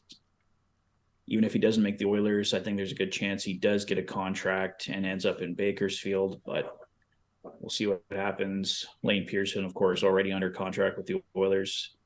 I think he ends up as the number one center down in Bakersfield, but the next few days will tell all.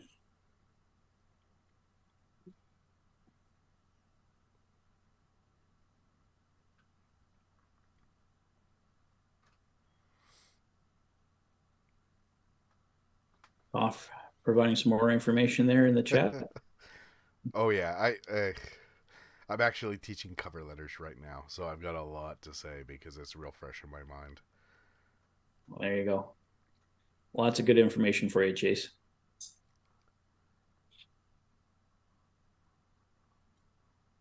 Derek Ryan just signed a new 2-year contract, Chase.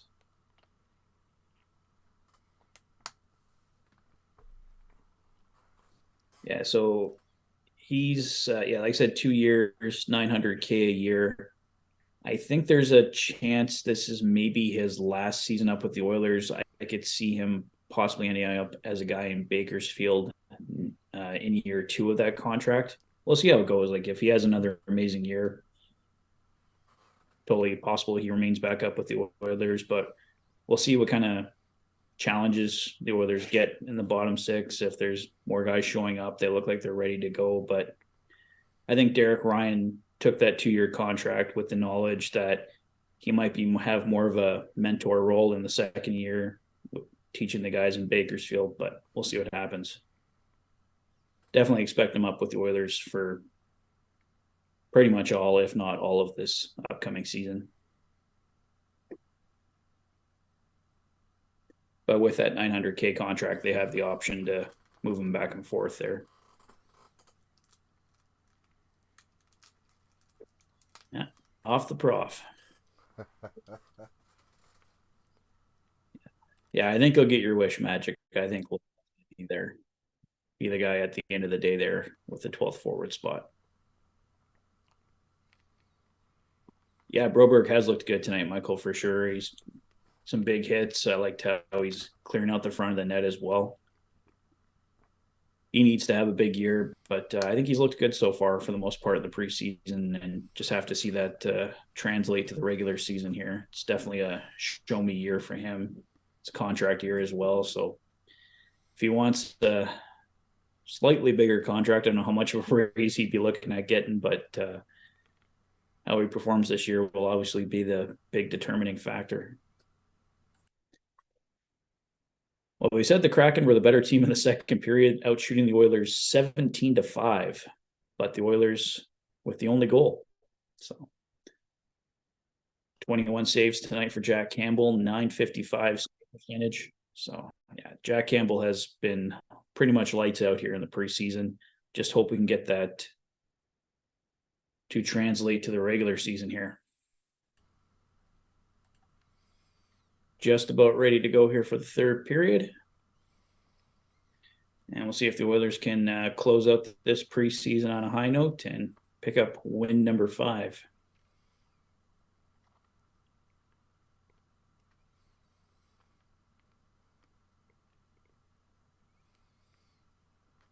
So the Oilers will start this third period on the penalty kill. They are perfect 0 for 3 and 0. 3. I can't talk. 3 for 3 on the penalty kill tonight. Yep. So Adam Ernie in the penalty box for the Oilers. So the Kraken on their 4th power play looking to tie this one up.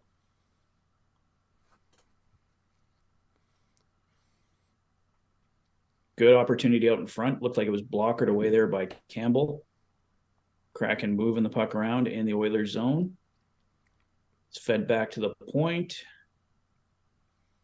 The Oilers have done a good job of keeping the Kraken to the outside on their power plays for the most part, which has led to the perfect penalty kill to this point. Shot from the point is tipped wide. Kraken maintain control though. Shot, can't another save. Kraken can't keep it into the blue line and it will go down the ice. Yeah, Michael, you can see something like that. 1.92 million for Broberg, something like that.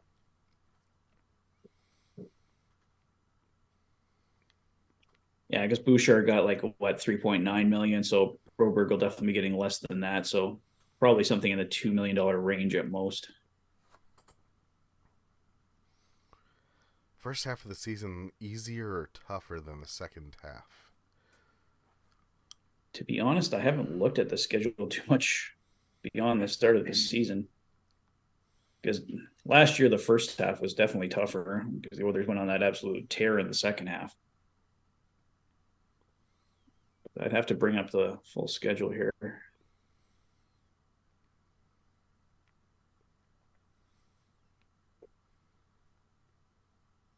Yeah, the Oilers will definitely need a better November, December this year, Magic, that's for sure. Yeah, and if Campbell is playing like Campbell can, that should be fairly easy. Oh, shorty! Beauty goal from Evander Kane. Sniped it maybe over not the quite a shoulder. shorty. Almost a shorty, but Philip Almost. Grubauer sniping it. Or, sorry, Philip Grubauer. Evander Kane sniping it over Philip Grubauer. Yeah. Philip Grubauer got sniped.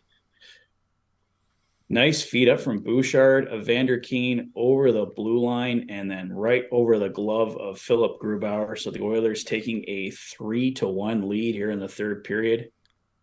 Beauty goal from Evander Kane. Yeah, just snuck it right past him in the 5-hole.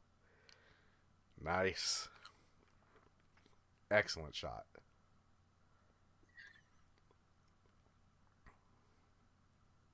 So the Oilers stay perfect on the penalty kill and then pick up a goal right after the power play expires.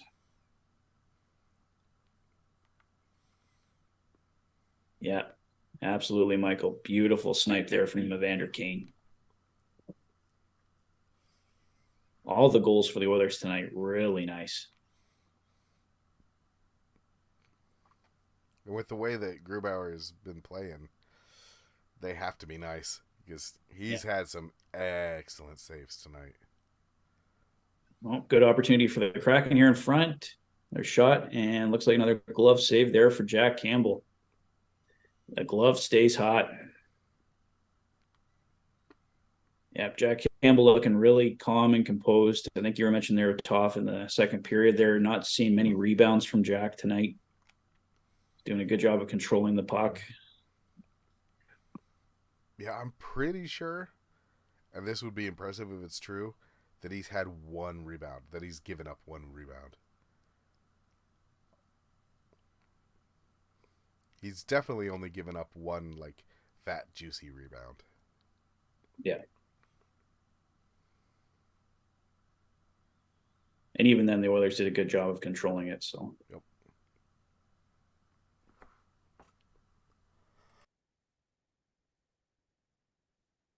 Pretty strong for the most part tonight.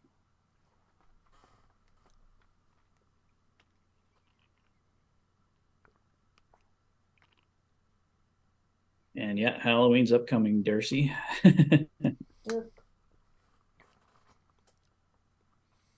Yep, and just to make it extra scary this year, I will be in Edmonton right before Halloween. Halloween comes early.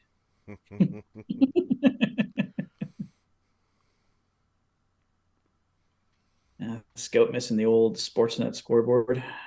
Trying to think back to what that looked like now.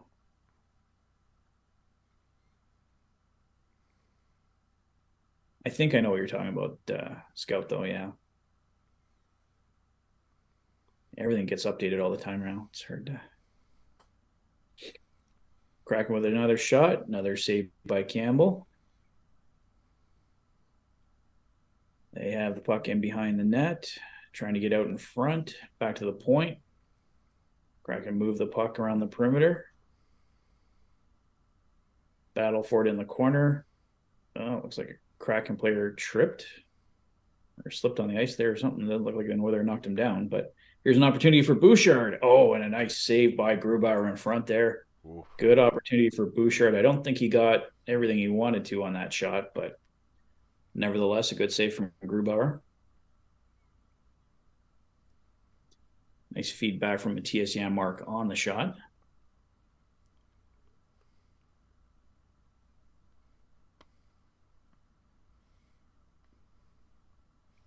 Yeah, that was a really good setup. Janmark just kind of dropped the puck, and Bush was firing into traffic. It's kind of thing that works most of the time. Didn't that time, but... Yeah, I do not like the new NHL app, Chase. It's for finding stuff and everything. It's just a mess. Here's an opportunity for, is that Connor or Fogle? I think that's Connor. Sometimes get Connor and Fogle mixed there with 37 and 97. But yeah, Brown, Kane, and Connor out there. So Kane's got it in behind the net. Up to Connor McDavid. Back to the point for Gleason. Shots tipped into the corner. Connor has it in front, trying to get battle for the puck. Yeah.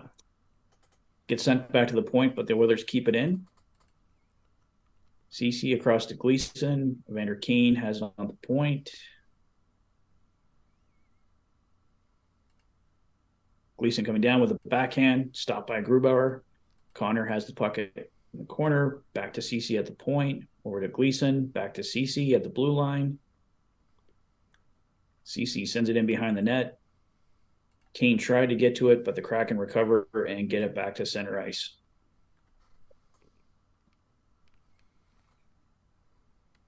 We're down to 13:45 to go here in the third period.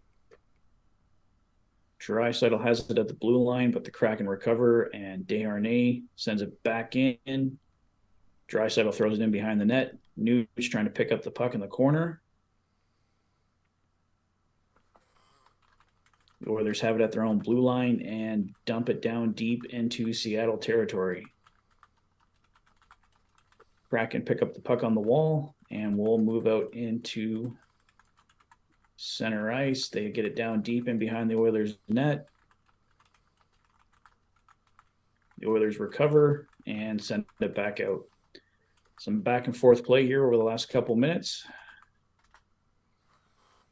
Yanni Gourde bringing it in for the Kraken. He has it in behind Campbell. Bouchard trying to get the puck free. Eberle's got the puck now on the wall for the Kraken. Send it in front. Oh, nearly an opportunity there for the Kraken, but they couldn't quite connect on the pass.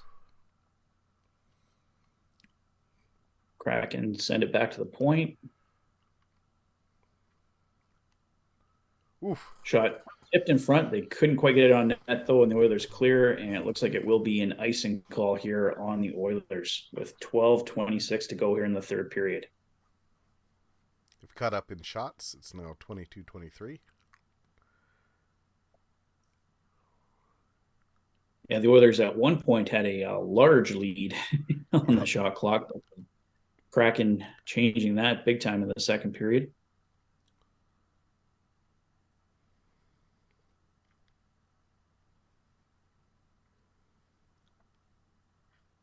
Showing some replays on the screen here, some battles in front of the net, in front of Campbell and Grubauer. Both teams doing a pretty good job of clearing guys out from in front of the net.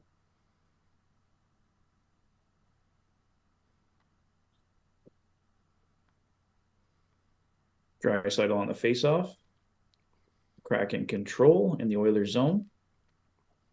They have it in behind the net. The Oilers trying to get the puck back, though. Sent back to the point, kept in by the Kraken. Goes it back in behind Jack Campbell. The Kraken send it out in front, but Draisaitl picks up the pass. Tries to get it out. And on the second opportunity does. Might have an opportunity here for Zach Hyman. Right in. Oh, and Grubauer covers up. Zach Hyman, he's had plenty of opportunities tonight. Did get the one goal in the second period, but he is stopped on that almost breakaway chance there. He did get away just towards the end there. Tried to go to the backhand, but couldn't get it up and over Grubauer's pad. Hyman should have 4 goals. Yeah, he's had 4 great chances, but only one went in. Yep.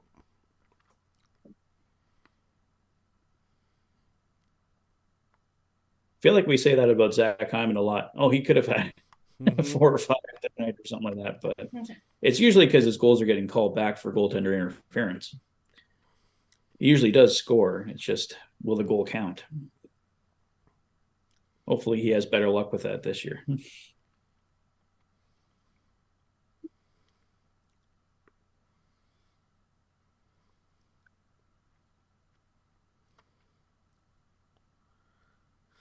Got a fan at the game tonight wearing an old Atlanta Thrashers jersey. That is a classic. Atlanta trying to get a team back for the 3rd time. We'll see if they're successful. But I guess they're building, or they've built a brand new arena in Atlanta. I don't know. When you've already had 2 teams leave there, I don't know if you should really get a 3rd opportunity, but I guess money talks, right? So yeah. And they lost the Flames when everyone was losing everything, and it was really easy to relocate. And they lost the Thrashers because the ownership of the Hawks just didn't want them around. Like, literally, that was it. It wasn't like they were having attendance problems or anything. I think it's reasonable. I mean, on the other hand, I think 32 teams is about what you want. Well, the talk from Gary Bettman's last press conference was he didn't come out outright and say it, but I think the NHL is looking to expand further. So I think they just love getting that expansion money. Yeah, that expansion money goes right to the owners, and they like that. Yeah. Oilers with a few opportunities here, but Grubauer up to the task so far. Raphael Lavoie in there, Ben Gleason, all guys looking to nail down a roster spot here before the end of training camp.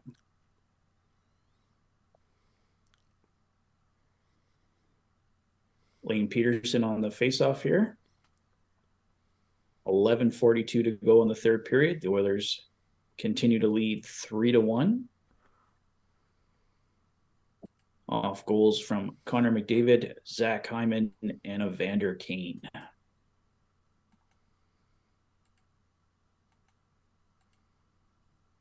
Vogel has the puck for the Oilers and backhands it up into Seattle territory. Raphael Lavoie trying to pick it up in the corner. Lane Peterson has it now. Back to the point. Desharnais. Oh, the Oilers lose the puck and a 2-on-1 here for the Kraken, but CC gets back. They do get a shot on goal.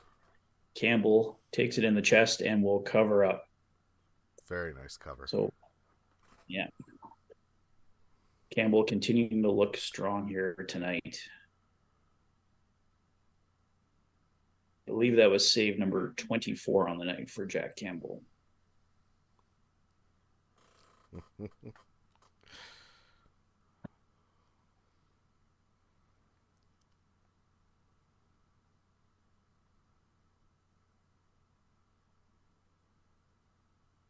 All right, the Kraken control off the faceoff here in the Oilers zone. Shot from the wall is tipped wide. Kraken keep it in at the point, goes into the corner. Oilers trying to recover, and they do. At least temporarily, but the Kraken get right back in. We're going to the corner here. Philip Broberg trying to get the puck for the Oilers. Goes back to the point. Battle for it along the blue line. And Derek Ryan almost coming up with it, but we will have a stoppage in play here. Not sure what the cause of the stoppage is, though. If it was an offside or. Oh, it looks like the Oilers might be going on the power play here. Yep. Yanni Gourde heading to the penalty box for the Seattle Kraken. So the Oilers, in their third power play tonight, I believe. Yep. 1 for 2 on the power play. Yeah, that was slashing. Yeah. I can see that. So a slashing penalty for Yanni Gourde, and the Oilers back on the power play. Zach Hyman picked up a power play goal for the Oilers in the second, to give them the 2-1 lead, and Evander Kane made it 3-1 here early in the third. And the Oilers now with an opportunity to take a 3-goal lead here with 10:20 to go in the third period. Draisaitl sends it back to Connor McDavid, and he'll carry it into Seattle territory. The Oilers working the puck along the boards, but the Kraken recover and send it down the length of the ice. Jack Campbell comes out to pick it up. And Bouchard has it to Draisaitl. Draisaitl backhand to Hyman.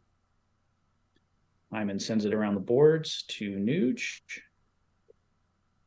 Back to Hyman in behind the net. Off to Draisaitl on the wall. Into Connor. Back to Bouchard at the point. Bouchard over to McDavid. Over to Draisaitl. Back to Connor. Oilers trying to move the puck around. Not too successfully, though. Oh, nearly a breakaway, shorthand breakaway there for Jared McCann, but he just couldn't quite reach the puck. Still trying to fight for it in behind Jack Campbell, but the Oilers come up with it. Connor has it now. Over to Nuge in front, but the pass is intercepted. Oilers not looking too sharp here on this power play. Bouchard has it along the blue line into Connor. Connor over to Nuge in the corner. Nuge tries to send the puck in front of the net, but it's blocked. Yeah, they sure seem to be trying to get Grubauer out of position, and he's just not having it. Yeah. They're not having too much luck here on connecting on these passes either. A little bit sloppy here. We're down to 5 seconds in the power play. Time for maybe one more shot here. Nuge tried to get it in front, but pass is intercepted. So the Kraken kill that one off. But we killed 2 more minutes off the clock anyway. So we're down to 8:20 to go here in the third period. Oilers lead 3-1. The Oilers send it down back into Seattle territory. Connor Brown has it now for the Oilers. Over to CC, a shot. Oh, just tipped wide. Battle for the puck in the corner. CC can't quite keep it in. Ben Gleason has it in the Oilers zone. He'll flip it back up to center. Connor Brown looking to recover there.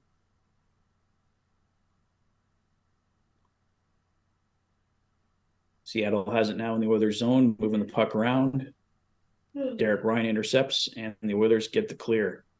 7 minutes, 35 seconds to go here in the third period. So the Kraken were running out of time here. They'll need to get something going.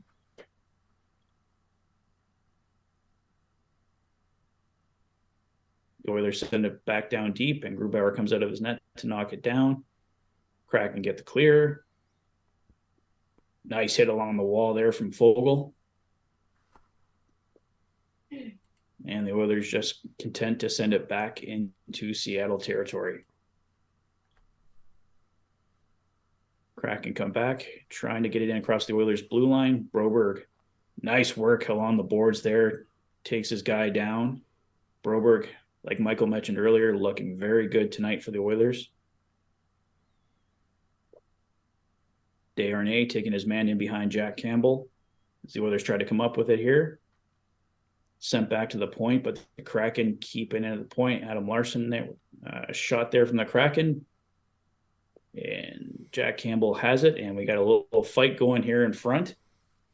Just a little one. Desharnais, yeah, Desharnais, Broberg, Lavoie, Janmark all in there for the Oilers. Sure, a little frustration here boiling over for the Kraken. They have had a lot of trouble here with Jack Campbell tonight. And Yanni Gord, he took the last slashing penalty there for the Kraken. I think the slash was on Desharnais, if I remember correctly there. So those two getting into it. Doesn't look like too much came out of that one.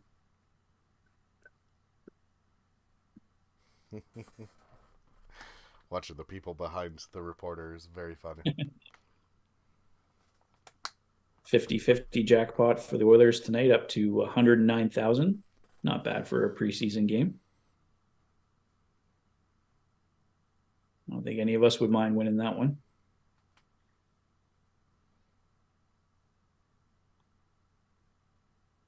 Announcing the winning number, I think, for 2 tickets to the Heritage Classic in the lower bowl. So you'll be a little bit lower than Toph and I for that game.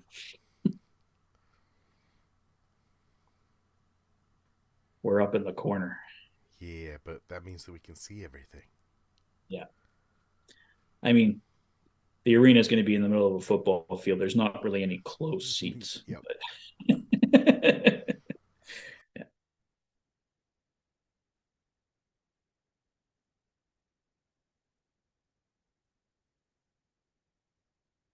Doing the t-shirt blast at the Rogers Place game, so all the kids will be going nuts for those. Yeah.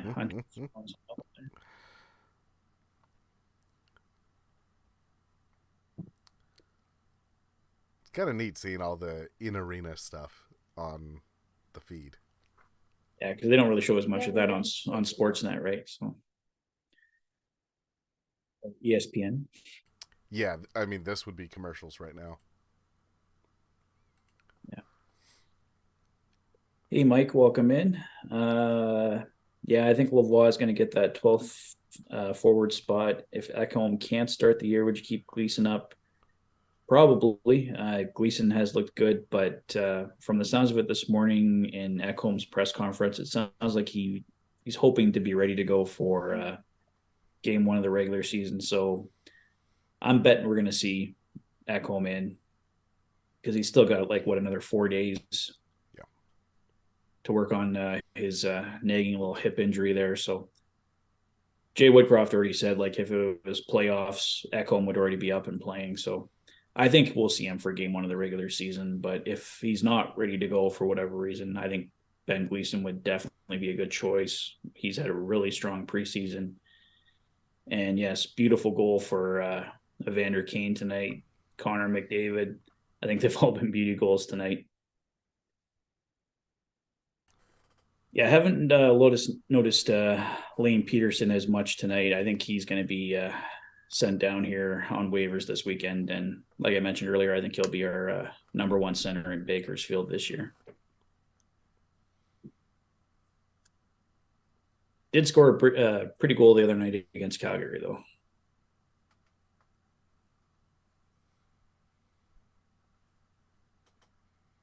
So we're down to 5:37 to go here in the third period. Kraken ahead in shots, 27-25, but the Oilers with the 3-1 lead.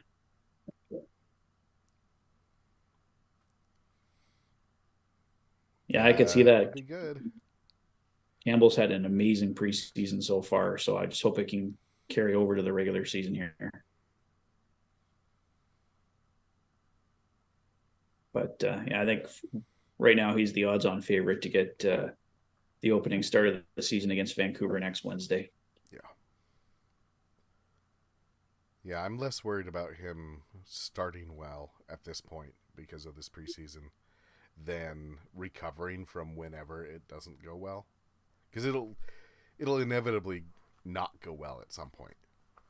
Oh yeah, he'll have a struggle. Everyone does at some point. But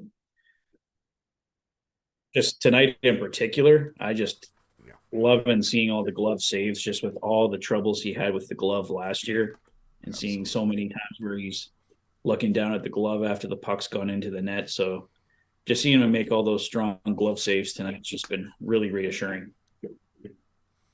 But Yeah, overall, absolutely, oh, Mike. yeah, nice chance there from Desharnais, but a good save from Grubauer. Oilers on the attack in the Seattle territory. Fogel's out there with Lean Peterson and Raphael Lavoie.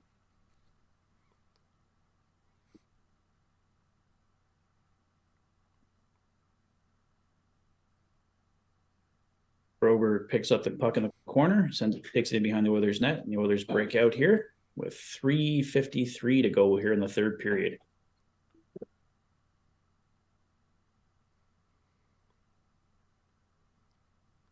Yeah, Yeah, Mike. Vinny looks like Vinny.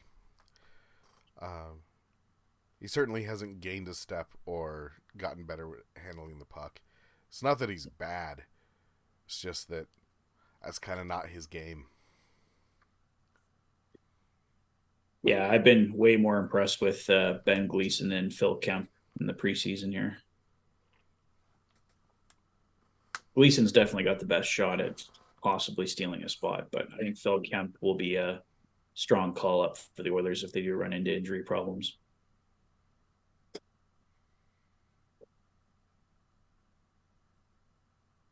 Lane Peterson taking the face off here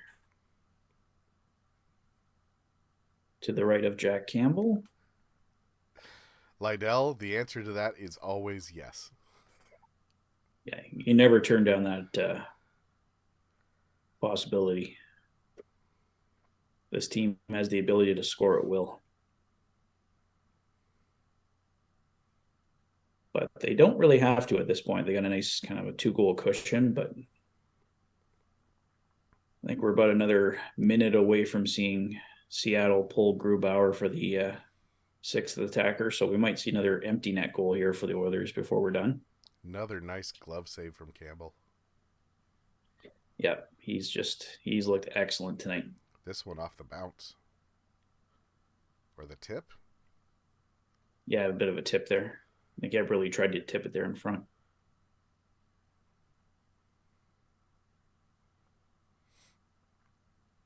Yeah, if that's the battle, I think that there's a pretty clear winner there, and it's Broberg. They want to see Broberg. Like Broberg's going to be on the team because they got to find out what they have in him this year.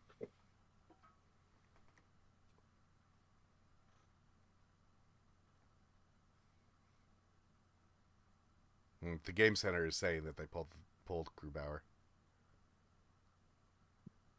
They've got it listed as 6-on-5. My stream just kicked out. Huh, mine did as well. Let's see. Okay. Well, hopefully they fix that right away. Yeah, Chase, our stream just died too. Not this stream, of course, but the Oilers game stream. So I wonder if something interesting is happening.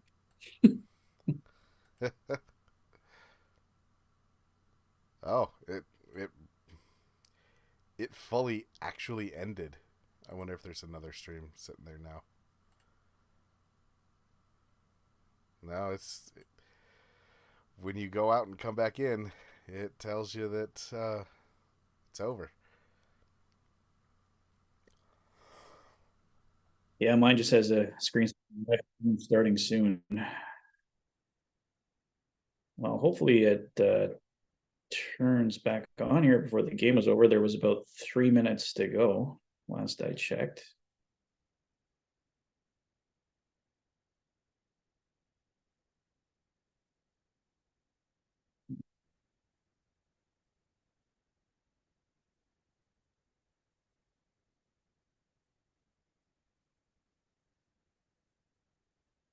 Well, sorry guys, I don't know if we're going to get this back before the game's over. See how quickly they fix this, but things like this happening are why it does not look good on the Oilers charging for this.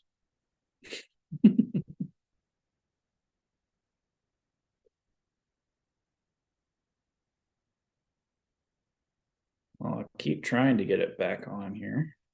But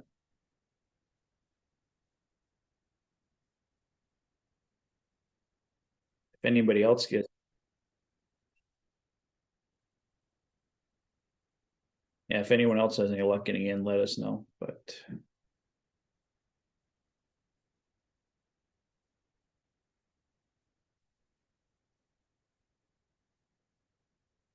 oh, now I'm getting a message saying, sorry, something went wrong. Yeah, I'm aware. I know that part.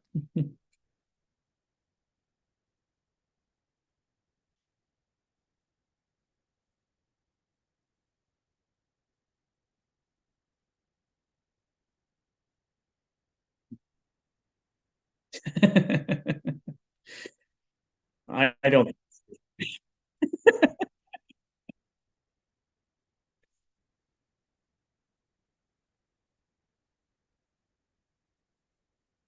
That'd be fast work by the Kraken if they pulled that off.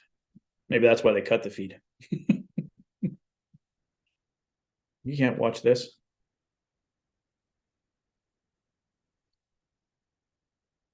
Oh, that sucks, Mike. Yeah, you could have had the free month.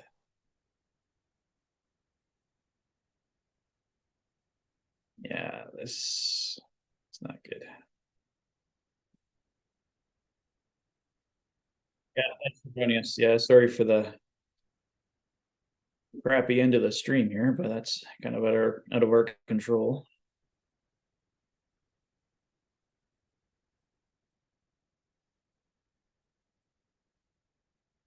Yeah. Oh, I can't wait to have Sportsnet back. This, although the Sportsnet stream does cut out from time to time, but at least it usually recovers right away.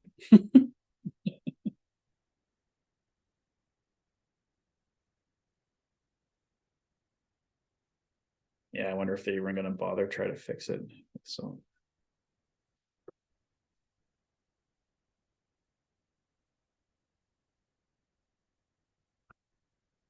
the games in here.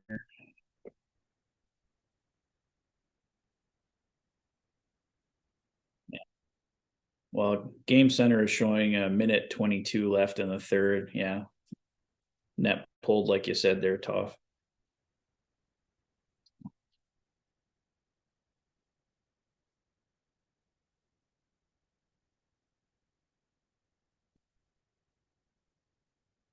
Yeah.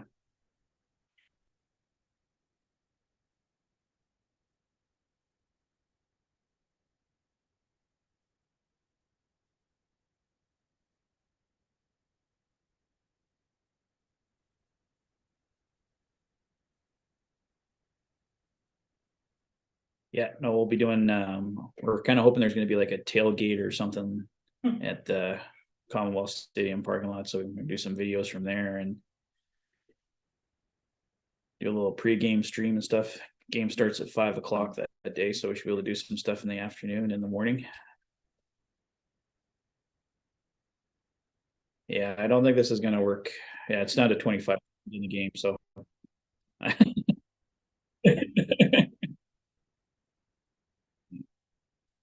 someone saying you got muted there, Toph.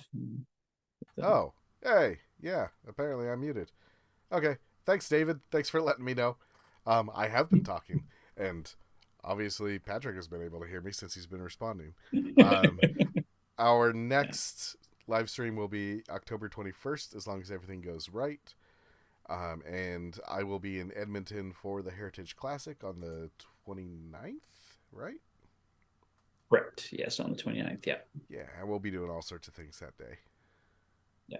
No, we'll have lots of good content for you guys around then. So I don't know. My game center is showing 6 seconds. Oh, there we go. There's the final. So All right. cut out, but we didn't end up missing anything anyway. Yep. Final score: Edmonton Oilers 3, Seattle Kraken 1. So Oilers finish out the preseason 5-2-1. So nice little preseason. Connor McDavid, Zach Hyman, Evander Kane, the goal scorers tonight. Another really strong game from Jack Campbell. That's great to see. So Absolutely. yeah, Oilers didn't look too strong at the start of preseason, but I think they finished it off pretty strong here. So now we get into the games that really matter. Next Wednesday, opening up against the Vancouver Canucks in Vancouver. I'll have the premiere episode of the Fanatic Rundown for this upcoming season for you guys following that game live. So, and I'll have some, of course, more coverage for you this weekend as we find out the official final roster. I think we should have the final roster by Monday, to my understanding, but I'll update in the videos this weekend if that's incorrect. But like I mentioned a few times, I think it's going to be Raphael Lavoie getting that final 12th forward spot. And Ben Gleason has definitely been challenging on the blue line, but I still have a feeling we're going to end up seeing Desharnais, but we'll see what happens. All right. Well, Any other? thank you all for joining us tonight. 3 days of Oiler Plus, even without the code. I don't know. It wanted to charge me, and it seems like Michael had to pay for it. But yeah, man. Yeah, I think you were right, though. I think it does usually start out with 3 free days. So you might be able to get your. I'm not 100% sure on that, though. Maybe check on that, Mike. You might be able to get your money back for that. Yeah, you might be able to get it back just because it stopped. If you complain enough, you get free stuff. That's why Karens do it. Yeah, email them. Tell them you want your $9 back. Welcome in, Thad. We're wrapping up here. We'll see you all in just a little bit more than 2 weeks for the Saturday game on the 21st. And yeah, Patrick will have all the videos in between then and now. All right. Well, thanks for joining us tonight, guys. Thanks, Toph, for being here. And yeah, really appreciate all you guys showing up. Michael, again, thank you again for your big donation there earlier. Really appreciate it. You guys are awesome. If you haven't done so already, if you don't mind hitting that like button on the way out. And of course, if you enjoy the Oilers content and you haven't already, hit that subscribe button. I will have you guys covered this upcoming season as the Oilers get their Stanley Cup prep done for that Stanley Cup in June. Have a good one, y'all.